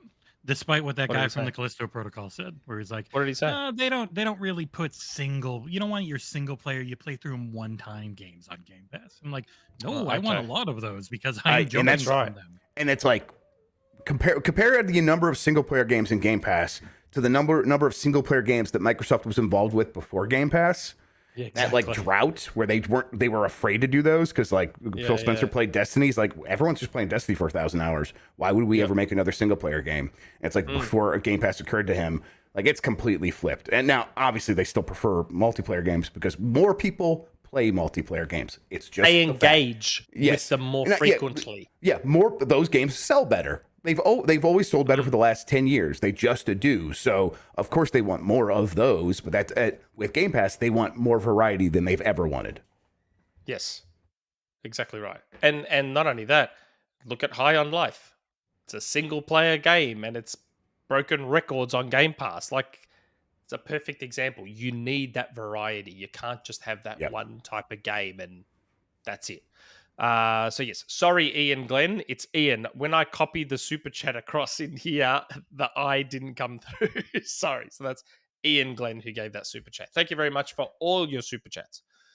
Now, I guess this is it, isn't it? Time for the rumor mill. We'll go to the rumor mill first. Yeah. Let's do it. Okay. The button. Let's do it. Rumor mill. We've never heard that before. It's the rumor mill. Things change, we can't be sure. It's the rumor mill. You know they may not come true. The XboxEra podcast is not responsible for websites presenting these rumors as facts. Okay. Rumor mill time. Now, I was sort of teasing this on Twitter. And I was tagging a friend that Sixers Octavian, who loves his JRPGs. So many of you will remember about close to 2 years ago now, I teased on Twitter about, hey, Microsoft's looking into bringing a renowned Sega JRPG to Xbox, and people were putting their guesses. About a month or two later, I then posted an image with the Joker from Persona holding an Xbox logo, and then have a look, a year and a half later, there's Persona on Xbox. Because remember, people, sometimes this stuff takes time. Atlus isn't known for their efficiency and speedy development cycles, which I think a lot of people forget. Yes. So, Microsoft looks to have done another deal with Atlus, from what I'm being told. I do want to make sure I say this correctly. So, what I have been told is that Microsoft is looking to do a similar deal to Persona, which is to bring Shin Megami Tensei 3, 4, and 5 to Xbox. Now, I'm not a big JRPG guy, so if someone could explain to me, what's Shin Megami Tensei 3, 4, and 5 on right now? They are on a variety of consoles, but I think they're mostly on Nintendo systems recently. I think the most, like 4 and 5 definitely were on the Switch, right? I'm also not a big one. 4 came to PlayStation. I think 5 is only Switch. Okay. And 3 was DS? That sounds right. Yes, 3. I think it got updated. Series. I think that's DS. No, through the Shin Megami Tensei 3 was on Switch and PlayStation 4. So there you go. Yeah, so whether that includes a Game Pass deal, I'm not. Oh, it was originally on 100%. PlayStation 2. Jesus. Okay, so there we go. Oh, well, yeah. So whether that includes a Game Pass deal, I don't know. And I've learned after, what's that game? Neon White, not to speculate. Also, in terms of timelines, again, I don't know. Look how long Persona took. Atlus aren't super speedy developers. This could be a little while away, but it is a similar deal to Persona 3, 4, and 5. They're looking to bring Shin Megami Tensei 3, 4, and 5 to Xbox. Got told that this is a pretty big deal for them. So, again, as a person who knows nothing about JRPGs, this had no impact when I was told. But apparently this is a fairly big deal for Xbox to get these 3 games across. Much like Persona was only really PlayStation, Shin Megami Tensei was really only Nintendo platforms. Nintendo. Yeah, since the 90s, yeah. Yeah. So that is what I have been told. Now, you know what? Since Jeff is here, I'll ask Jeff maybe to see if he can poke around and see if he can find anything to help me feel better about it. I'll get to it. See how we go. Yeah, I'll look around. Now, there was one other. There's a bonus. Since it's Grubbsmas, this is a time for giving. Let's do it. So there was another rumor that I was told, and I wasn't going to go with this one just because I don't know. I wasn't sure. But I'll go with it anyway and suffer the consequences later. So I've also been told, now I know recently we saw the patent for that Xbox controller with an LCD screen. A little bit before that, I'd got a DM. So, because when I saw that patent, I sent it to my guy and I was like, oh, look at this. Is this the controller you were talking about? He's like, no. So by that, what I mean is that Xbox at the moment, at Xbox, they're internally prototyping and even testing, possibly even in-house testing, a new Xbox controller with a touchpad, like the DualSense and the DualShock 4. And now, the DM I got says HD Rumble, but I just treat that as haptics. They didn't use the term haptics. HD Rumble is haptics, yeah. Is haptics. That's just Yes, Nintendo's word for it. Yes. So, yeah, Microsoft is currently mucking around with or testing and prototyping a new Xbox controller with a touchpad and haptics. Now, I got very excited about both. I love the haptics in both the Joy-Cons and the DualSense, but I've also grown to love the touchpad on the DualSense and DualShock, mostly as another button. I hate how big they are. I still think those touchpads are way too big, but I have grown to like them as a button to use in games. So I got excited at the idea of a new Xbox controller with both those features. So I assume the touchpad is partially parity, partially... I shouldn't speculate, should I, Jesse? I never learned my lesson, do I? No, just the moment. You've got to talk about it on another show. If you do it on this one, it will become part of every news story that you have there you go. that it's this. I won't say anything further then. I won't. So there's the rumor. That is the rumor. That, again, whether that controller gets out there or not is another ballgame. I mean, Jez has been saying for how long that they're also prototyping in the lab Xbox portables and blah, blah, blah, blah, blah. Mm-hmm. So again, whether this controller sees, I mean, it could get finished and not come out, just like the little streaming box thing that you put on his shelf. There you go. The streaming box is a perfect example. So whether this controller sees the light of day or not, I don't know. All I've been told is that there's some prototyping and some testing going on with both haptics and a touchpad in an Xbox controller. So that's the Grubbsmas bonus, along with Shin Megami Tensei 3, 4, and 5. They're looking to bring those to Xbox as well. So, yeah. Merry Grubbsmas, everyone. Merry Grubbsmas to all the children out there. Okay, so is it time, Jesse? Are we going with... Because Jeff is going to play as John, just like Colt did last week? Week before? Yes. Last week? Yeah. I think it was... So Jeff will take the place of John. So let's go with Manscaped. Name a game. All right, here we go. Pressing the button for name a game.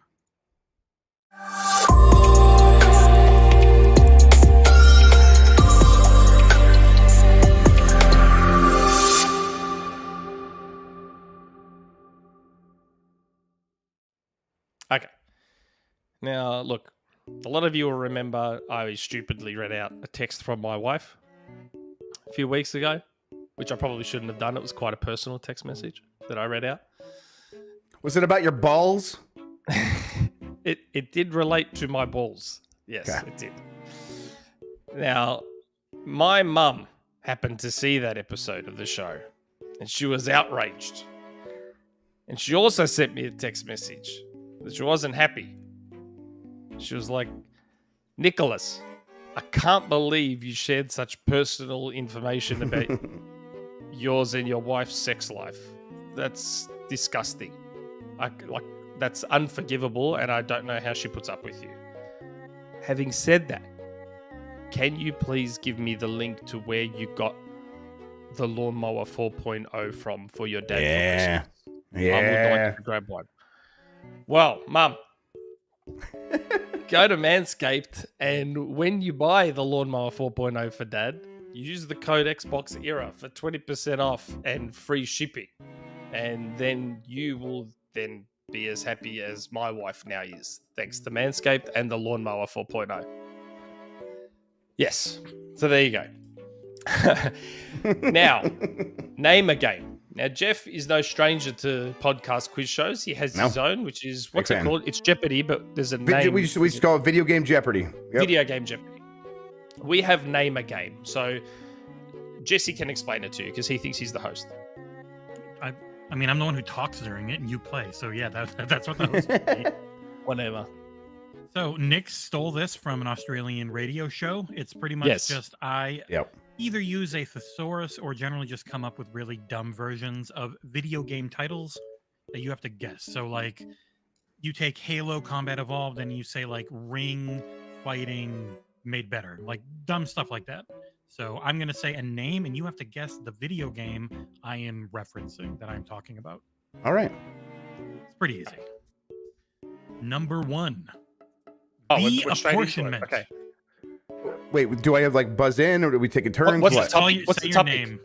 Oh, yeah, you got. We don't have a buzzer like you've got. We no just worries. have Let's make sure. So what's this the topic? week's topic is games that feature or take place during Christmas. Okay. Ooh, okay. So what's the first one? Number 1 is the apportionment. The apportionment. A little tricky. It's a 2-word name. It has words before this, but it would really give it away.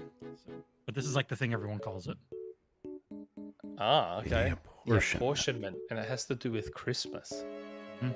Has to either take place during or reference or be about Christmas in some way. The apportionment. You know, looking at chat because they're very good. Means. I don't even know what the hell apportionment means. Yeah, I'm like struggling. Like, I mean, I got an idea what it means. Then I'm like going my thesaurus brain. I'm like, I'll give a little hint. It begins with somebody's name, the apportionment. There's someone's name is the beginning of this game's title, but if I said it, you would know immediately. Blank blanks, the apportionment. Oh.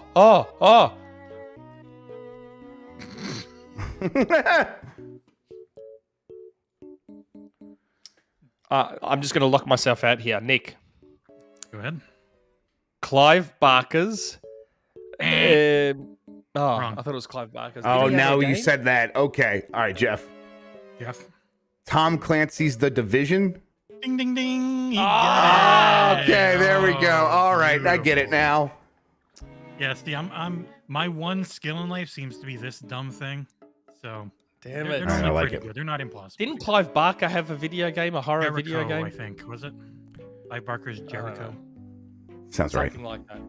God damn it! I just remember the name. That's because I'm thinking apportionment. Isn't that to give portions of stuff? Division. It's a division. God, you're dividing something up. I'm an idiot. All right. Number 2 is Unaccompanied in the Dim 2. Unaccompanied in the Dim. Jeff. Jeff was first for me. I don't know. Home Alone 2? Ding, correct. Oh, what? Yes. Yes. Unaccompanied in the Den. Yes. Oh, in the Den. No, dim. I thought he said In the what? D-I-M. Okay. D-I-M. You got it. Home He's Alone. that good. He's that good that he got it. Yeah. I thought Yeah, it would you have know, been you heard Alone it in wrong. the Dark. I thought it would have been Alright. Alone in the Dark. 2. I said Home Alone 2. I'm looking at the one below. Well, I got to take out Home Alone. Well, give that to me Oh. right now. Ha! Because I'm like, isn't that Alone in the... I was about to say, Yeah, Alone in the Dark 2. Right. Yes. Pull it That. Okay. All Well, I mean, I gotta gotta I now got to remove. I now have to remove the Home Alone that I had. 'Cause I literally looked over, and Home Alone's directly under it. Yeah, All so right. I get that, don't I? 'Cause Yes, it's you get Alone that in the point. Dark Yes. 2. Yep. Yes. Point for Nick. I'm thinking I got confused. I'm like, Oops, I had to Home Alone? I'm like, that sounds like Alone in the Dark. You're right. That takes All place right, during well- Christmas, huh? All right. Well, we've got one. I left didn't for know that today. either. Mhm. 1-1. Let's go. All right. Next one is. I got to get you up here now. Ruffian. Ruffian. Now, a part of this game takes place during Christmas, not the whole thing. Just has to have Christmas in it somehow. Ruffian. Ruffian.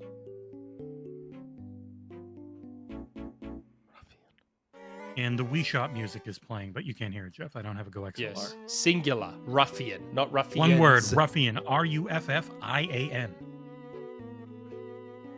Ruffian. Jesus. Like, I know what a ruffian is. I'm trying to think of another word for ruffian that's a video game title. Yeah, I'm like, yeah.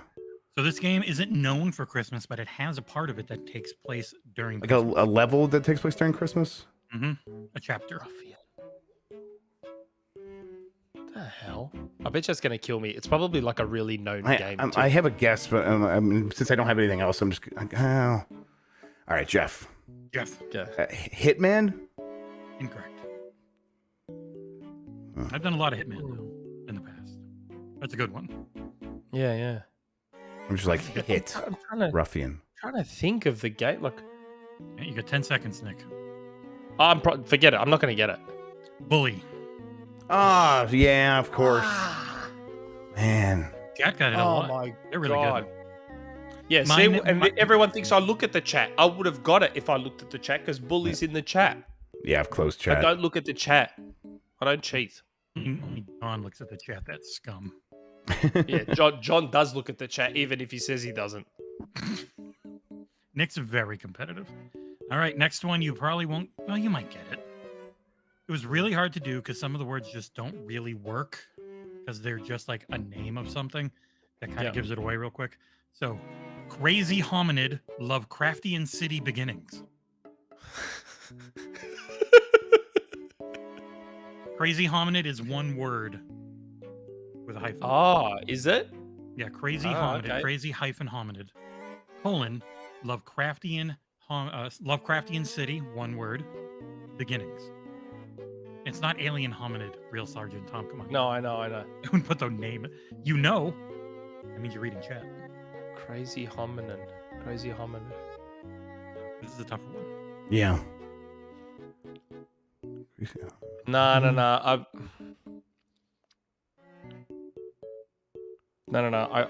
I know part of this first word, but I can't think of the first part. Lovecraft. Oh my God. You know, thinking about it, this is a pretty tough one. Yes. Is it? Well, I mean, I know what the last word is, I think.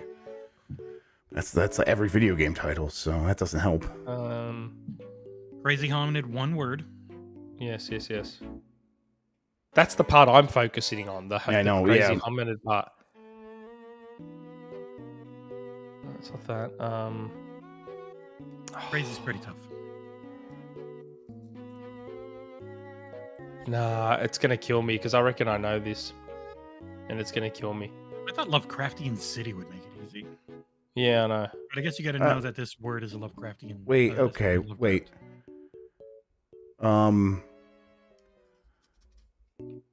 Crazy. Okay, is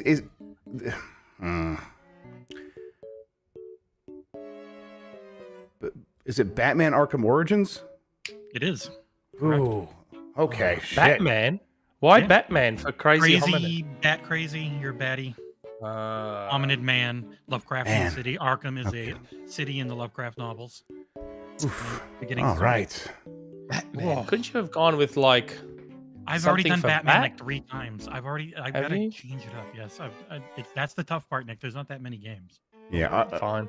Arkham. All right. That was like when you like really focused on that being like, I'm like, I don't know where Arkham's from, but I'm like, it sounds Lovecrafty, and I'm gonna go for it. Yeah. Okay. So Jeff needs the next one for the win. I need a tie. Okay. I'm Next. going to go with this one. It is Departed Leavening 4. Departed what for? Leavening. Have you ever made bread? No. I've never heard of Leavening is the leavening. act of bread rising. Yeah. Leaven bread. Yeah.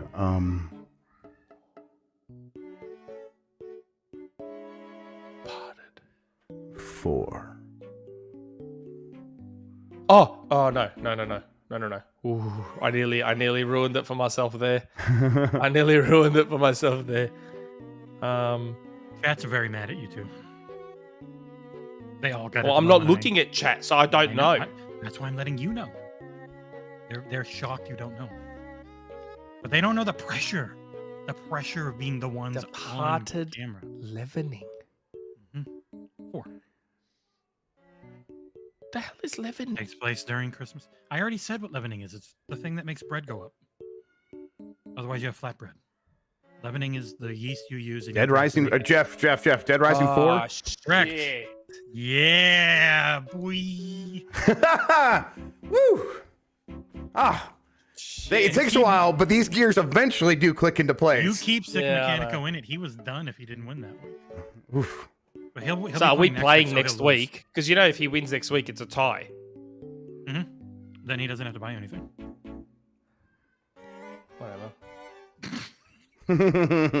Nick really badly wants one. All right, I got a few more. Okay. I got one for Bayonetta 2 that I don't think either of you would ever gotten. Would you have gotten Umbra Witch Saritsa 2? Yeah, because I know that she's an Umbra You Witch. would, Yeah. Nick wouldn't have got it, so that would have been. Yeah. What, Bayonetta? I would have got Bayonetta too. Umbra Witch Saritsa 2? Yeah, that's her name too, right? So Yeah, I 100% would have got that straight away. I don't know if I would have beat Jeff to it, but I 100% would have got that. I underestimated you two. I got one more here. This one is Miracles Arachnid Biped Distance Latin last name. Miracles Nick. Arachnid Nick, Jeff. Nick. Nick Yeah, wins. shit. Marvel's Spider-Man Miles Morales. Yeah, I don't know how Yeah. else I could say it other than Yeah. Yep. I was actually waiting for because that's like I'm like, oh, that's a Christmas game that'll come up. Yeah. All right. Oh, I think this one's the next one, just for gets and shiggles, is Bloodsucker Threshold. It's a pretty tough one. Bloodsucker Threshold. Nick. Vampire. No. Oh, Okay. you said bloodsucker, so I just assumed vampire. Whatever. Don't have to be rude about it. There's no. All I said is no. There's no vampire in the name. Bloodsucker Threshold. I'm not even seeing it in chat.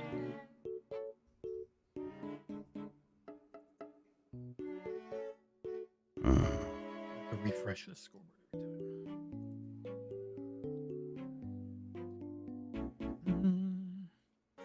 PlayStation 1 game.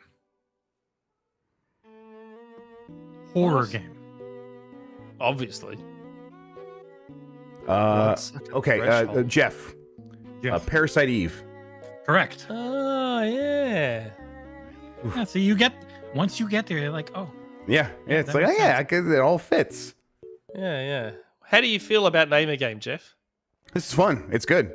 Yeah, it's a isn't good it? one. Absolutely. We're gonna steal it too. So there you go. Nick stole it, so feel free. Yeah, exactly. I It's stole all it. the best podcast bits are stolen, of course. It does need my little bit of spice for the, Yeah, of course. how We'll just- stupid it gets. We'll give you a My call. my Yeah. Home Alone one was Household Companion list. That would have been pretty easy. Okay. Yeah. Okay. I tried to So mix. You that's- got some easy, you got some hard. So Jeff won for John, so that's 5-4 my way.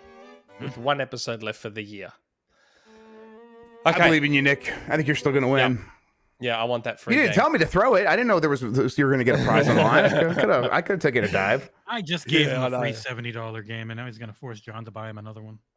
Yeah, for Christmas. Okay, so that's Did Chad ever get Parasite Eve? No, I don't think they did. not. Haha, your You got it face, first. chat. Yeah, All right, they just did open not it. get it. Hell yeah. Okay, so with that, we've almost reached the end. Just want to thank our patrons. Everyone watching, we do have a Patreon where you can help support us to keep doing the things we do, like the book, like how nice this show always looks, all that sort of stuff.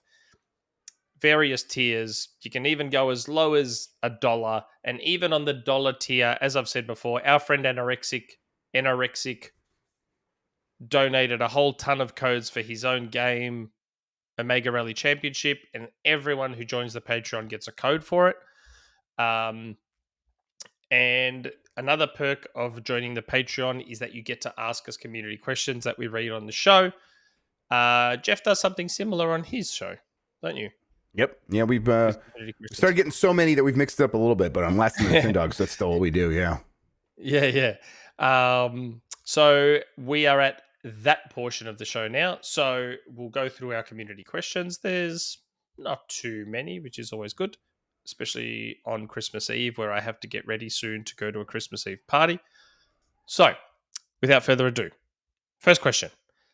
Hytham G. I suppose you gents did your Christmas shopping for 2 more days of Christmas and making sure you guys are on the nice list and not the naughty list, or else Santa would give you gents a coal, or worst, Krampus comes to town and he puts you gents in his sack and takes you guys to his underworld. I'm like, where is this going? And Santa appreciates if you give him milk and cookies when he delivers presents. And after the gift part, I bet you guys eat a Christmas dinner like turkey and mashed potatoes and such, and got some plans after you guys' Christmas holiday. Also, I watched like around 30 Christmas movies. But Jeff and Mike, in case he's here, do you have a favorite Christmas movie and a favorite horror movie? P.S. Jeff, I didn't disbelieve you about Kojima thing. I did believe you. I was just amazed and hopeful for items on Phil's back shelf, especially the Switch. Although nothing happened this year between these two partnerships, but maybe next year or more delays to be expected and such. Who knows? But I still stand hopeful for something to happen and such. So, Jeff, favorite Christmas movie and favorite horror movie? Yeah, Hytham G is one and the same. Go to HBO Max and turn on a movie called, turn on a show called Adult Swim's Yule Log. And it's just... it's an hour and a half of looking at a fire. I promise it's not anything more. That's it. I saw a tweet on that from the High on Life thing. From the Too Many Cooks guy. Just go watch it. It's like, just go turn it on. Look at that kid go crazy back there. That's the fun one I watched this year. I don't know. My favorite Christmas movie is Christmas Vacation. That's it. Also, Hytham, thank you for believing me about the Kojima thing. Yes. Is that National Lampoons? Yes. Okay. Yeah, totally. Chase? It's the only Christmas movie that is about someone who likes Christmas and wanting it to be really good, and so all the pressure comes from putting the pressure on himself, and that's very relatable as opposed to every other Christmas movie where it's like, this person doesn't believe in the magic of Christmas. I'm like, no, I believe, and that causes problems for me in different ways. Christmas Vacation gets that. Is that the one with the famous scene where he's staring up at the lights and he goes, "Kick"? Yes, and plugs absolutely. it in? Yeah. That's good stuff. Also, my name is in the beginning of that movie when there's a little animated intro. Santa's going to the Griswold house and he's looking like check mark for, naughty or nice, naughty. It's nice. One of the nice names right before Griswold is Grubb, or right after Griswold is Grubb. Oh, really? So, yeah. 2 B's and everything. So, yeah. I liked it before I even recognized that. But that's definitely my favorite. That's great. And he was saying about, he hopes everything on the shelf meant something, especially the thing on the Switch. shelf. Like, okay, it means something. Like that. He's not the Riddler, Phil Spencer. He's someone who takes meetings and then he puts those things from his meetings on his shelf. So if it was on his shelf, it was likely because he had a meeting about it. Like he definitely had those meetings with Nintendo. Like, and he put a Switch. They gave him a Switch. And he put it up there. That's what it means. Does it mean that he's like planning something? It's not like that. But, it's meaningful in that he's had those conversations. You say this, Jeff Grubb, but I found photographic evidence that he is, in fact, the Riddler. Oh, there it is. There it is, everybody. Well, I guess I should have known. Like, I'm not- Who put that together? I don't know. I just googled it. He and it was did. the first thing. Phil Spencer, because he's the Riddler. Oh shit! Yeah, I'm on his Spencer Twitter. Riddler. Oh my god. Okay. Next question. Proven. We've sort of covered this already. Xbox event in January/February? Maybe.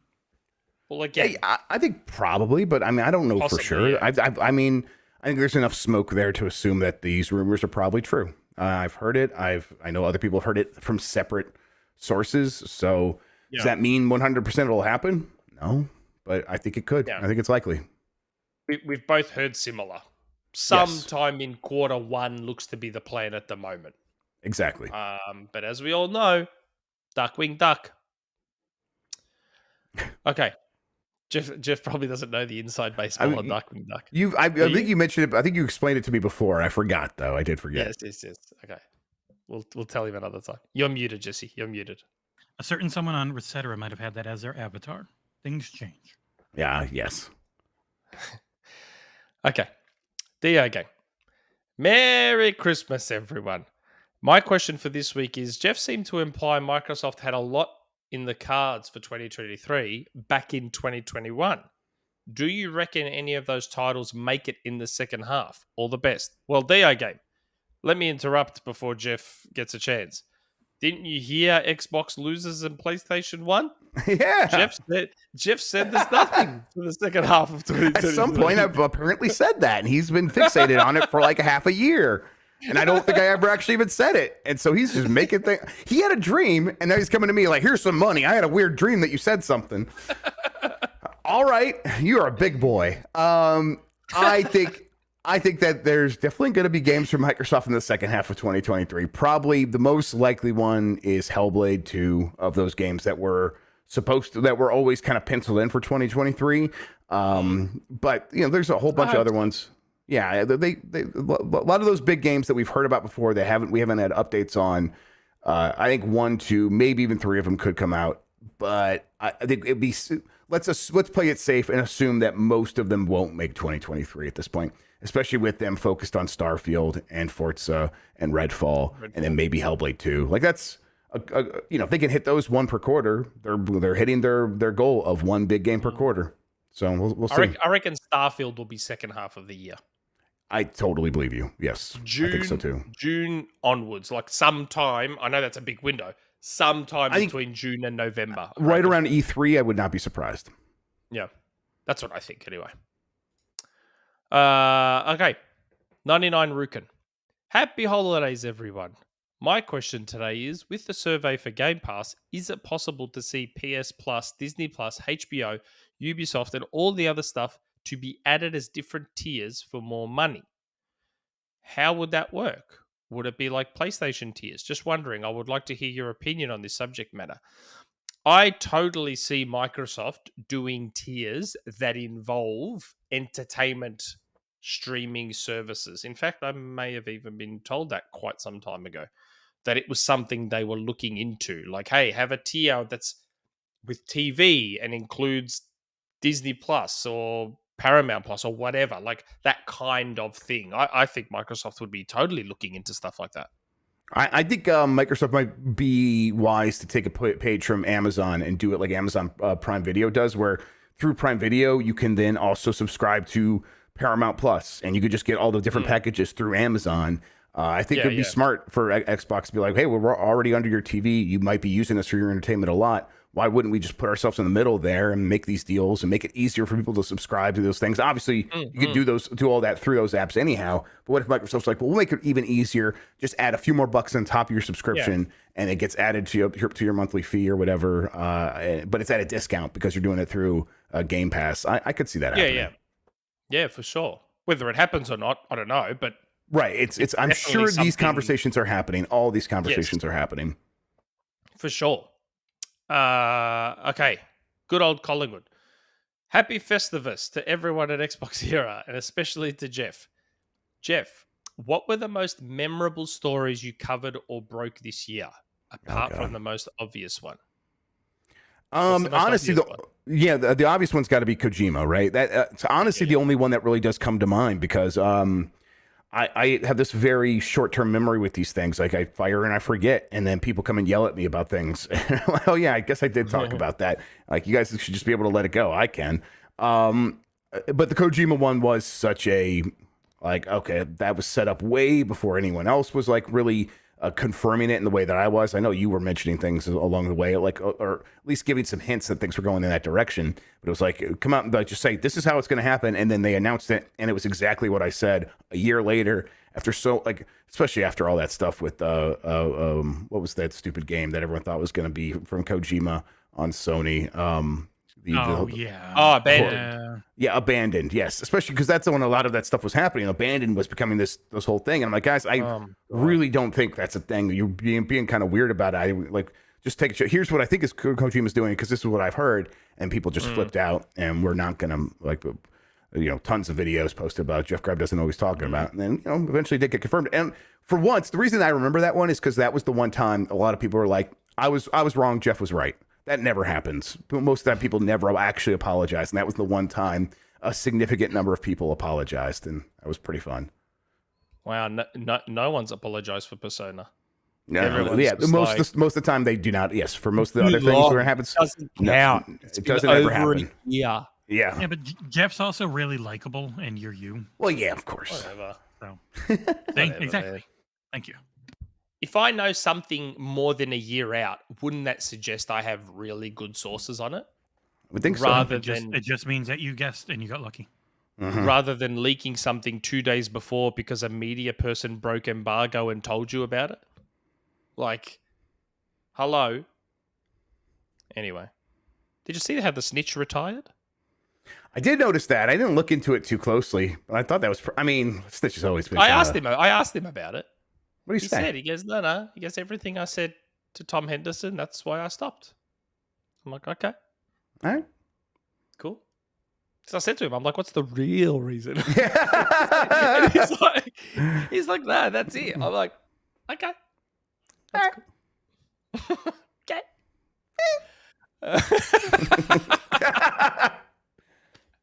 Good luck. Happy trails to the snitch. Yes. It was a very bright and shining light for that short period. Yeah. Okay. Commander Buck. Happy Grubbsmas, everyone. With next year looking stacked for Xbox, do you think that Xbox could finally break the false narrative of not having games? Never. No, They probably will never not. break that narrative. They could have 57 games and they would not break that narrative. Yeah, if they don't, if they don't have God of War, no one ever. They're like, well, they don't have God of War, so they don't have any games. It's that pretty much that simple. Yeah, I mean, that's right. They didn't have any fucking games this year. Like we obviously, of course, this year they did not. Yes, of course, yeah. So it's like that's not helping their case because it's true. But even when they do have games, people won't. They don't have games. That's right. Yeah. Even when they have games, they don't have games. Yeah. So unless they find a way to use this ABK deal to finagle God of War and Horizon onto their platform. And Wolverine and Spider-Man. Yes, Wolverine, Spider-Man, all of those things. Okay. Yeah, Xbox has no games. Topp. Hello, Nick, Jeff, Jesse, and special guest, John, who could not make it. He is hard at work on the book because apparently we have a Christmas Eve deadline, which is literally for me, that's today. Yeah, it's a day it'll be Christmas Day for you. We're doing a digital edition to get it out to people this year because we're only half a year behind schedule on it. Yeah. So yeah, digital edition going out to everyone that backed it. To Very help cool. us. You get to see it. It looks really nice. It's got all the content. It probably has a fuck ton of spelling and grammatical errors. So yeah. Oh yeah. Did Real raw MVG shit. get his in? Did MVG get his in? I on haven't time? heard people complaining about it, so I'm hoping. I don't know. Did you get yours in, Jeff? Long time ago, yeah. Oh yeah, that's Okay. been in Last there. time, That's good. before the last time I was on the show, and then I came on the show, and John was like, "Hey, where is yours?" And I'm like, "Motherfucker, I turned it in. You didn't even read it." Oh god. Okay. I also look Jeff on his show yesterday because I watched and I put in a chat right at the start of the show saying, "Don't forget Grubbsmas," and Jeff was like, "Yep, it's just me and Nick. I will kick off anyone else." Yeah, I thought So John got. Last I heard, he was going to be here, and I'm like, "No." No. I messaged John. I'm like, look, Jeff said it's just me and him. So, I was gonna make it a thing. I'm disappointed he wasn't here, so I can make it a thing. He's like, well, we've got to do the book. I'm like, well, look, if you legitimately need to do the book stuff and you don't want to lose like potentially 3 or 4 hours away from doing your book stuff, do the book stuff. Otherwise, jump on. He did not jump on. That's not even the question. Sorry. Other than watching Home Alone, what else do you do each year at Christmas? What do you mean? I do Grubbsmas. Yeah. Every single year without fail. Right. That's what I do too. And then I open presents and then I think about next year's Grubbsmas and how I'm going to make it even better. That's right. Because we're trying to turn this into an event. Like we want to knock Jeff down, as in the other Jeff. Yes. Geeks. We want to get back in your hole, Keely. Yes, a peg or two with Grubbsmas. Like I can give away a bunch of games. Gotta get people in. Yeah, that is where my love for Jeff came from, because I was very appreciative that this person who's such a big deal, that I could come to him at like the last second and be like, Jeff, John has piked on me and he's not gonna jump on the Christmas episode with me. Are you okay to jump on? And Jeff's like, that's right. Sure, let's do it. Let's do it. And that is how Grubbsmas was born. So that is what we do every Christmas. Okay. Is that another question from 99 Rukin? Wow. It is. He's a cheeky bugger. Yeah, wow. 99 Rukin. I know I already asked the question, so here I go. If you were Microsoft and Activision deal goes through, now you open your war chest. Who do you go for? Oh, this is easy. Who do you go for to add another key player to your team? I would go for either Player First Games. Who the hell is that? Or Bohemia Interactive. Because Player First Games can work on fighting games like KI2, Xbox Smash, while Bohemia Interactive can scratch that military sim and survivor open world games that Microsoft doesn't have. Or Hi-Res for esports. Also, that studio must not be another publisher. Okay. Unless they're small and keep into account of rumors of Sony picking up Sega, Square, and Capcom, with also the headache of regulators. So I ask again, who do you go for so it goes smoothly? Still going to say First Sega. Games is multiverses. They made multiverses. Oh, okay. right. Okay. Okay. I did not know who they were. I'd still go Sega because they're a smaller publisher that wouldn't cost much. Part of it is my bias towards being a former Sega fanboy and having that nostalgia of Xbox being the spiritual successor to Sega. That's just all. I'll openly admit that. It also gives them a couple of good PC devs and IPs. It gives them a great studio in Creative Assembly, who are a severely underrated studio. And they get a mascot on the same level as Mario in Sonic, something Microsoft have never had, because Master Chief's not that kind of mascot, if that makes sense. So I'd still go Sega. As far as smaller studios, the one I wanted's already taken in Crystal. So now I don't even know. Maybe what's their name that have worked on Halo? What are they called again? They're doing the Battle Royale thing now. I know. I can't think of their name. Certain Affinity? Certain Affinity. Thank you. Like, they're a good studio. They've got a close relationship. I'm pretty sure they want to be acquired by Microsoft. May as well grab it. Like, why not? Like, Max Hoberman. He's the man behind Halo 2 multiplayer, which all of you go Google Gaga for. Why not get him? So they're my picks. Jeff? I'll just say the easy ones like FromSoft or Koei Tecmo or something. Koei Tecmo wants to work with everybody. Why not pick them up and get them working on a bunch of stuff for you instead? Yeah. Fair enough. Yeah. Hopefully we answered that okay. No. 2 more questions. We're nearly done. Mort. Hello, panel. Where the big games at? Your best guesses at release dates for Starfield, Hellblade 2, Avowed, and Fable. Hugs, Mort. Okay, so Starfield I still think is sometime June onwards. Possibly even June. Yeah, Possibly I think in June for Starfield. I think E3 we will be like going right into Starfield after E3. Yeah. Hellblade 2, like Jeff said, probably that's their November game. I think possibly. so. I agree with that. Avowed. Is Avowed even 2023? I think about 2024. Probably. As good as Obsidian are, they're not like gods. Yeah. They pump out enough games. I think Avowed and Fable are both 2024. Oh, God. I reckon Fable's probably 2025. Yeah, right. I think it's just as likely, yeah. Yeah, Fable might be one of those ones that just ends up. Again, I've heard openly say I've heard nothing. I'm just saying from everything that's out there in the ether, Fable sounds like it could even be 2025. Yep. But yes, Starfield and Hellblade 2. I mean, whatever happened to Project Mara? You'd think that would get out before Hellblade. That one was always supposed to take. I don't think that one was ever even on that penciled in for 2023 list. But I'd have to. Isn't that effectively a glorified tech demo? I think they were always going to make it more than that, but yeah, essentially. Okay. Fair enough. Last question, and I think we also have a super chat. Last question.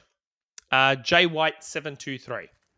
Hey guys, just wondering, what's it going to take for Xbox to realize they should start their advancement in the Asian market with the games they have already done before? I agree. They should look into acquiring an Asian studio or two and have them lead the development of some of their more well-known exclusives. Could any of these scenarios be possible? Remake Blue Dragon or make Blue Dragon 2. Never played it, but heard it was good. It is very good. Remake Lost Odyssey or make Lost Odyssey 2. One of my favorite Xbox games. Please, please, please do this, Phil.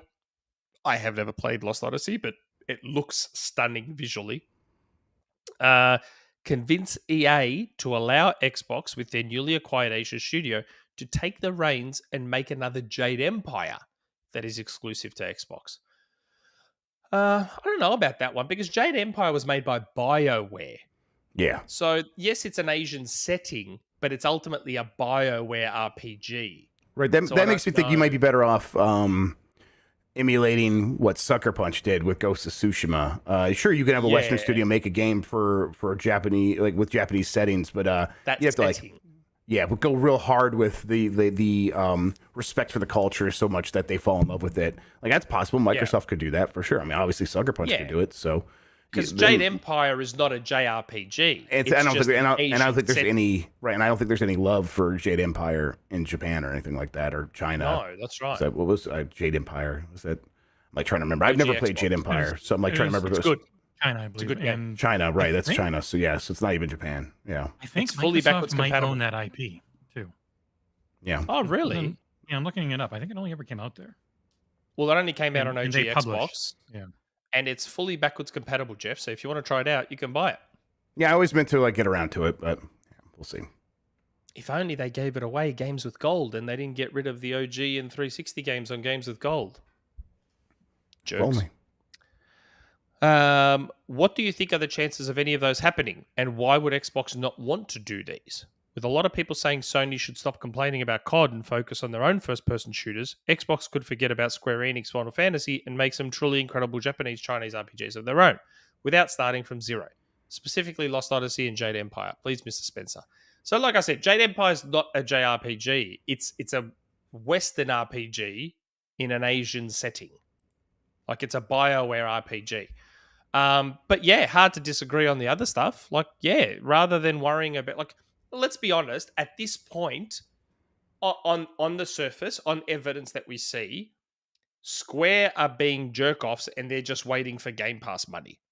Like, to me, it looks like Square is going out of their way to not put stuff on Xbox in the hopes that Xbox will come to them and go, here, let's throw Game Pass money at Square. Let's throw Game Pass money at Square. That's how it looks to me. Yeah. I agree with you, Jay White. I'd just be like, fuck them, and go and make their own.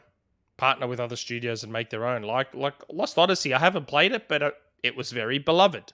Yeah, people love Lost Odyssey. Yeah, Blue Dragon to me is what I wanted console Pokemon to be many, many moons ago. Like I was playing Blue Dragon and all I kept thinking was, oh my God, this is Pokemon. Like this is what I would want a home console Pokemon to be. Visual, like Blue Dragon, I don't know if you've played it, Jeff. No. But Blue Dragon still holds up. That game's I think it always looked 2008. pretty to me. I never played it though, yeah. Oh my God, it's gorgeous. Like it still looks I love the way it gorgeous looks. today. Yeah. And just the whole time playing it, I just kept getting Pokemon vibes from it the entire time. Not that I don't like Pokemon on Switch. Pokemon Shield was a perfectly good game. But for me, Blue Dragon was what I always pictured in my head. I'm like, this is what I would want a home console Pokemon game to be. Mm-hmm. It's a really cool game. So yes, on that, I agree with you, / we agree with you, Jay White. Microsoft should just do it themselves, just like Sony should, like toughen up and go back to Killzone, go back to Resistance, do their own thing. You've got Bungie, get Bungie to make you something. Whatever. So yeah. They've been going out and kind of ignoring Square by getting things like Chained Echoes, which has reviewed unbelievably well in that JRPG space. So more Game Pass deals, I think, will be a big thing.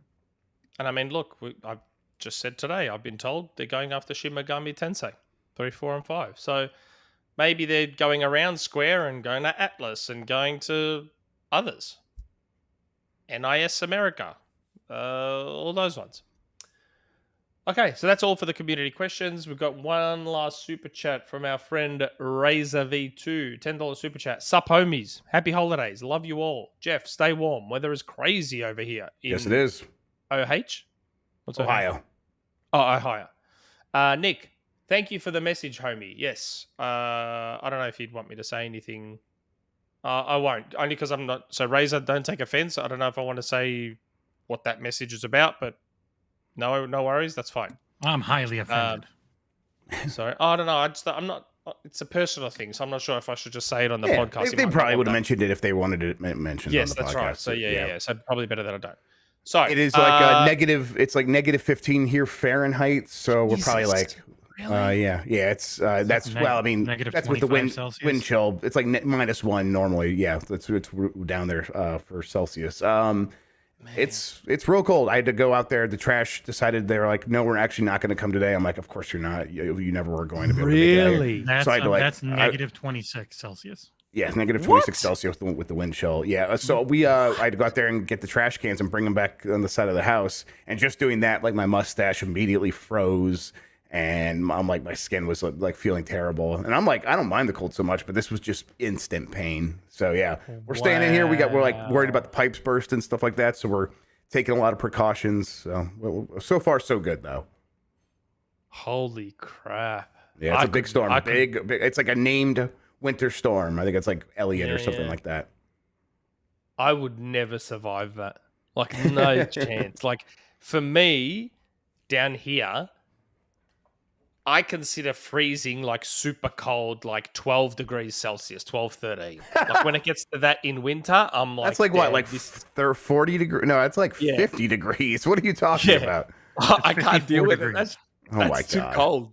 Like once it gets down to 12, I've got like the ducted heating on, trackies, jumpers, like I'm rugged up. You're like very skinny and we're big boys, so we can do better in the cold. We keep our body heat like a tauntaun. Yes, exactly. Yeah, I run hot. Yeah, We the run big problem here is outside the big problem is it rained all night last night at like 40 degrees, so above freezing, and then it dropped immediately, and so everything froze, and so there was a 55 car pileup in Sandusky, which is kind of a couple hours from here. But yeah, it's rough out there. Everyone should be staying inside. If you're watching at home, stay at home. Stay safe, everybody. Yeah, snow is fine. 55 car pileup, man. Melbourne's drivers are so bad. We get accidents when it just rains a little bit. Yeah. Like everyone just forgets how to drive. Like, oh my God, water is falling from the sky, which means I've lost all ability to drive. Yep. I've lived in places like that for sure. Oh my God, what the hell is wrong with you people? These cars were designed to work with rain coming down on them. It's okay. I live in Florida, so I promise you, Nick, it's even worse here. Mm-hmm. I know it's hard to believe, but everyone will tell you. Nah, Melbourne's drivers are the worst in the world. Worst on the planet.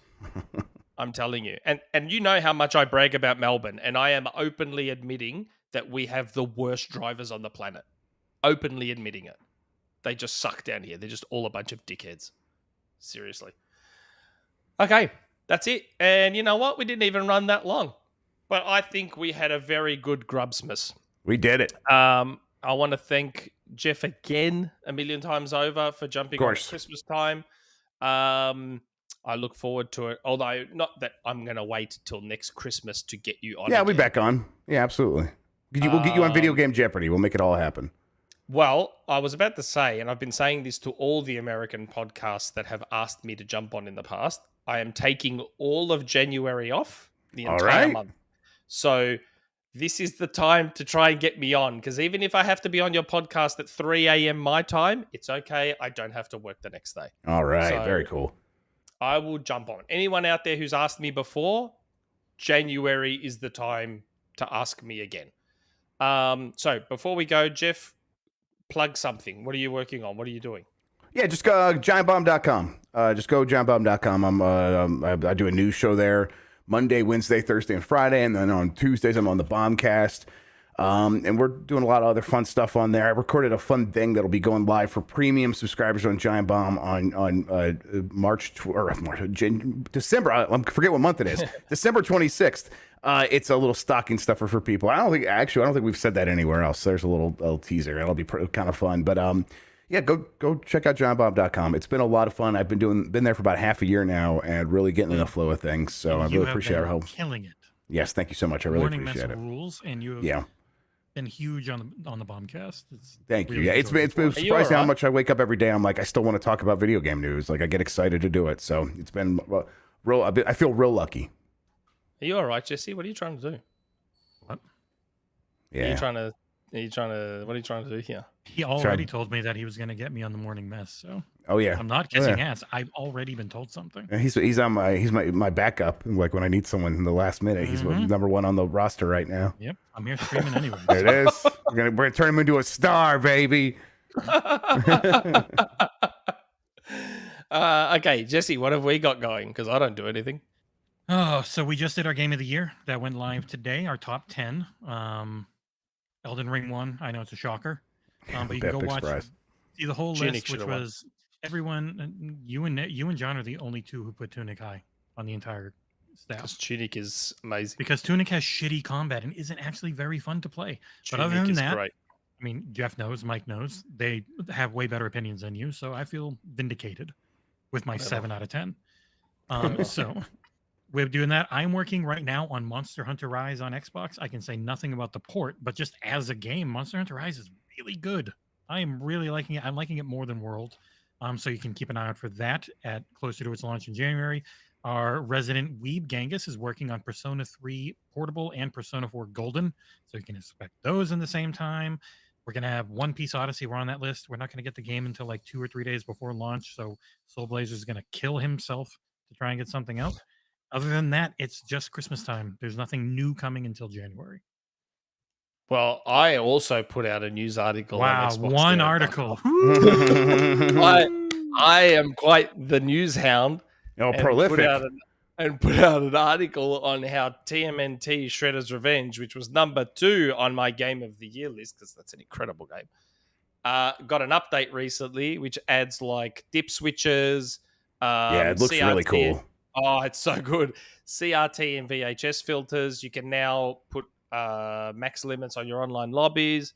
That's a news story that I put on XboxEra because, mate, I work these fingers to the bone for XboxEra.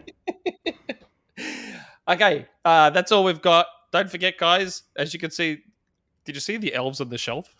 That is where they are. Hey, look at them. They're doing work. I said to my kids, I'm like, can I please move those? No, they're going to lose their magic. I'm like, man, can I please move those elves? I've got the podcast to do. No, let them be on the show. So there they are. www.drinkcontrol.com/XboxEra. Use our code XboxEra for 10% off your order. I'm telling you now, I'm going to keep saying it. This stuff tastes amazing. Jesse, who never believes me and never takes my advice on anything, he tried Control and he's like, holy crap, it actually is really good. Yes, it is. I still didn't believe you. You just got it to me for free, and so I tried it, and it turned out for once you were actually correct. It is actually amazing. It's actually amazing stuff. So Jesse should have a bag of Fruity Flakes, which is what that flavor is, on the way. And that's what my kids had for breakfast this morning too. They had Fruity Flakes with their pancakes.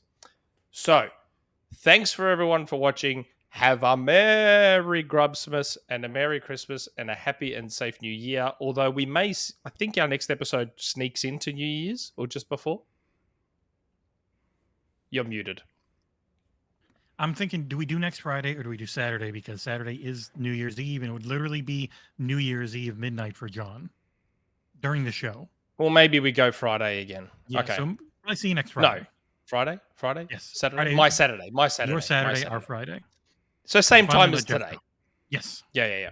Okay. So thanks everyone for watching. Thanks, Jeff, a million again for jumping on. I love you. Thank you, everyone. Have a Merry Christmas. We'll speak to you all soon. Ciao for now. Podcast is powered by Control. Control is a meal replacement and functional foods business whose mission is to improve the lifestyles of gamers and content creators by making them healthier. Their meal replacement shakes and meal-on-the-go bars are the best tasting products in their category while also giving you all the protein, vitamins, minerals, and other nutrients you need to keep you going. Check out drinkcontrol.com and try out the sample kits to see what all the hype is about.